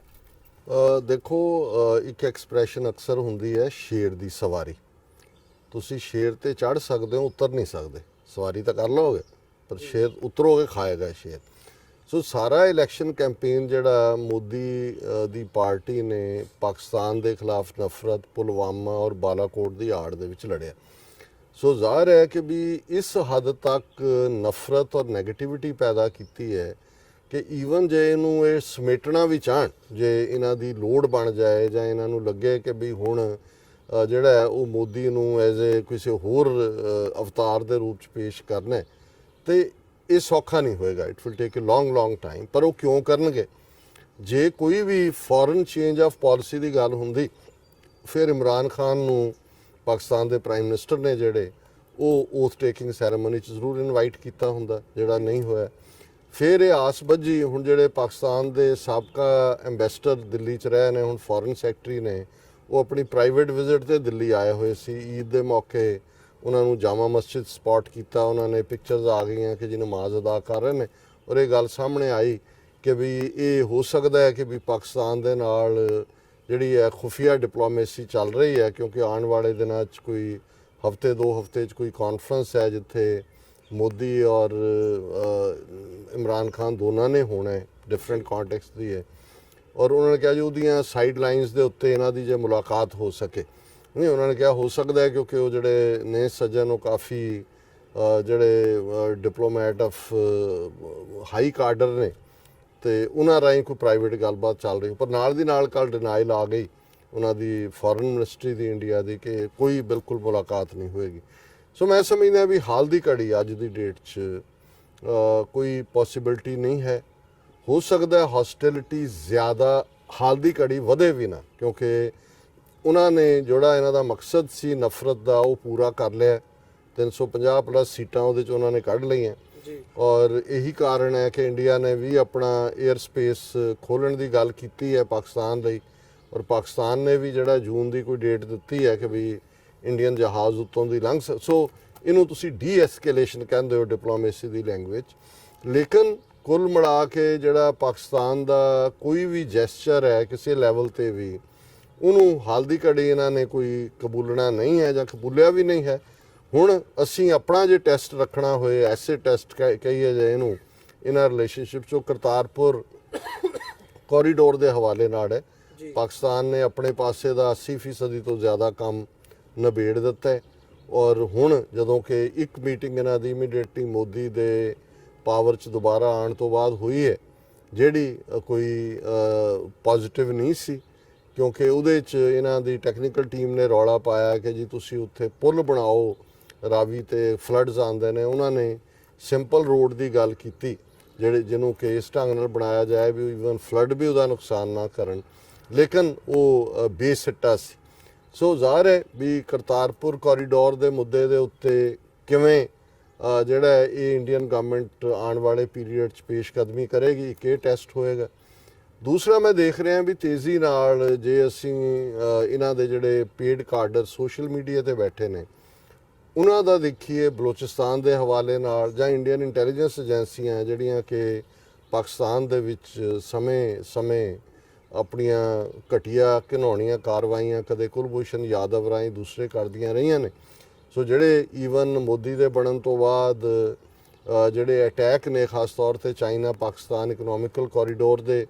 ਉਸ ਪਾਰਟ 'ਚ ਗਵਾਦਰ ਦੇ ਨੇੜੇ ਤੇੜੇ ਹੋਟਲ ਦੇ ਵਿੱਚ ਫੋਰੇਨਰਸ ਦੇ ਉੱਤੇ ਜਾਂ ਬੱਸਾਂ 'ਚੋਂ ਕੱਢ ਕੇ ਜਿਹੜੇ ਪੰਜਾਬੀ ਔਰ ਦੂਜੇ ਨੇ ਉਹਨਾਂ ਦਾ ਮਾਰਿਆ ਜਾਣਾ, ਸੋ ਇਹ ਜ਼ਾਹਰ ਹੈ ਇਹਨਾਂ ਦੇ ਹੀ ਆਪਰੇਸ਼ਨ ਨੇ। ਇਸੇ ਤਰ੍ਹਾਂ ਅਸੀਂ ਦੇਖਦੇ ਹਾਂ ਵੀ ਇੱਕ movement all of A sudden ਜਿਹੜੀ ਖੈਬਰ ਪਖਤੂਨਖਵਾ ਰੀਜਨ, ਕਿਉਂਕਿ ਜਿਹੜਾ ਏਜੰਸੀ ਏਰੀਆ ਸੀ 7 ਜਿਹੜੇ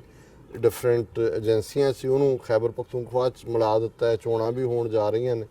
ਔਰ ਉੱਥੇ ਇੱਕ ਜਿਹੜੀ ਹੈ ਪਸ਼ਤੂਨ ਤਹਫੁਜ਼ ਮੂਵਮੈਂਟ ਜਿਹੜੀ ਹੈ PTM ਸ਼ਾਇਦ ਉਹ ਖੜੀ ਕਰ ਦਿੱਤੀ ਹੈ। ਔਰ ਉਹਦੇ 'ਚ ਜ਼ਾਹਰ ਹੈ ਉਹਦਾ ਅੱਜ ਤੱਕ ਦਾ ਰੂਪ ਤਾਂ ਉਹਨੂੰ ਜਿਹੜਾ ਹੈ ਉਹ ਪੀਸਫੁਲ ਕਹਿਣ ਦਾ ਯਤਨ ਹੈ, ਪਰ ਜਿਸ ਅੰਦਾਜ਼ 'ਚ ਭਾਰਤੀ ਮੀਡੀਆ 'ਚ ਔਰ ਅਦਰ ਵੇ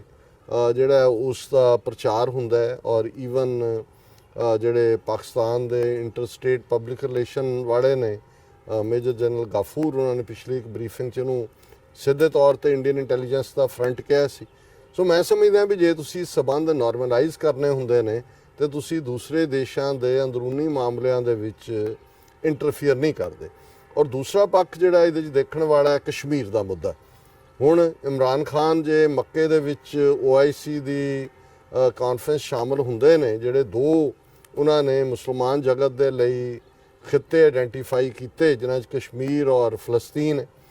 ਔਰ ਉਹਦੇ 'ਚ ਉਹਨਾਂ ਨੇ ਕਿਹਾ ਕਿ ਭਾਈ ਉਹਨਾਂ ਦੇ ਉੱਤੇ ਜ਼ੁਲਮ ਹੋ ਰਹੇ ਨੇ, ਔਰ ਅਸੀਂ ਦੇਖ ਰਹੇ ਹਾਂ ਵੀ ਕਸ਼ਮੀਰ ਦੇ ਵਿੱਚ ਕੋਈ ਦਿਨ ਐਸਾ ਨਹੀਂ ਹੈ ਜਿੱਦਣ ਇਹ ਨਾ ਹੋਏ ਜੀ ਇੰਨੇ ਮਿਲੀਟੈਂਟ ਮੁਕਾਬਲੇ 'ਚ ਮਾਰੇ ਗਏ ਜਾਂ ਇਸ ਲਈ ਫੌਜ ਰੱਖੀ ਹੋਈ ਹੈ ਔਰ ਇੱਕ ਸਿਰਿਓਂ ਜਿਹੜਾ ਉਹਨਾਂ ਨੇ ਵਡਾਂਗਾ ਧਰਿਆ ਹੋਇਆ।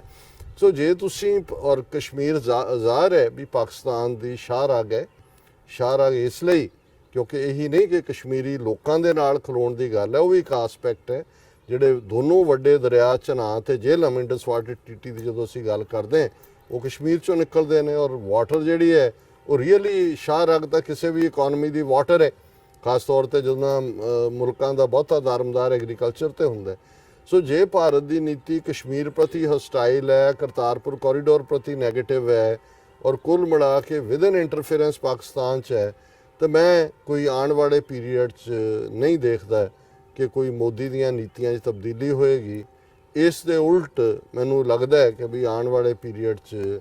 ਇਹ ਜਿਹੜੀਆਂ ਇਹਨਾਂ ਦੀਆਂ ਆਪਣੀਆਂ ਫੇਲਿਅਰਸ ਇਕਨੋਮਿਕਲ ਫਰੰਟ ਤੇ ਵੀ ਹੋ ਰਹੀਆਂ ਨੇ, ਉਹਨਾਂ ਦਾ ਆਲਰੇਡੀ ਸਾਹਮਣੇ ਆ ਗਿਆ ਕਿ 48 ਸਾਲ 'ਚ ਸਭ ਤੋਂ ਹਾਈਐਸਟ ਅਨਐਮਪਲੋਇਮੈਂਟ ਜੀ, ਜਿਹੜੀ ਇਹਨਾਂ ਦਾ ਗਰੋਥ ਰੇਟ ਹੈ ਉਹ ਵੀ ਬਹੁਤ ਥੱਲੇ, ਔਰ ਇਹਨਾਂ ਹਾਲਾਤਾਂ ਦੇ ਵਿੱਚ ਜਿਹੜਾ ਉਹਨਾਂ ਦੇ ਲਈ ਕੋਈ ਨਾ ਕੋਈ ਵਿਪਿੰਗ ਬॉय ਚਾਹੀਦਾ, ਔਰ ਉਹ ਮੈਨੂੰ ਨਹੀਂ ਲੱਗਦਾ ਕਿ ਵੀ ਭਾਰਤ ਦੇ ਮੁਸਲਮਾਨਾਂ ਘੱਟ ਗਿਣਤੀਆਂ ਜਾਂ ਭਾਰਤ ਦੇ ਜਿਹੜਾ ਵਿੱਚ ਇਹਨਾਂ ਮੁੱਦਿਆਂ ਤੋਂ ਇਲਾਵਾ ਜੇ ਉਹਨਾਂ ਦੇ ਲਈ ਕੋਈ ਬਹੁਤ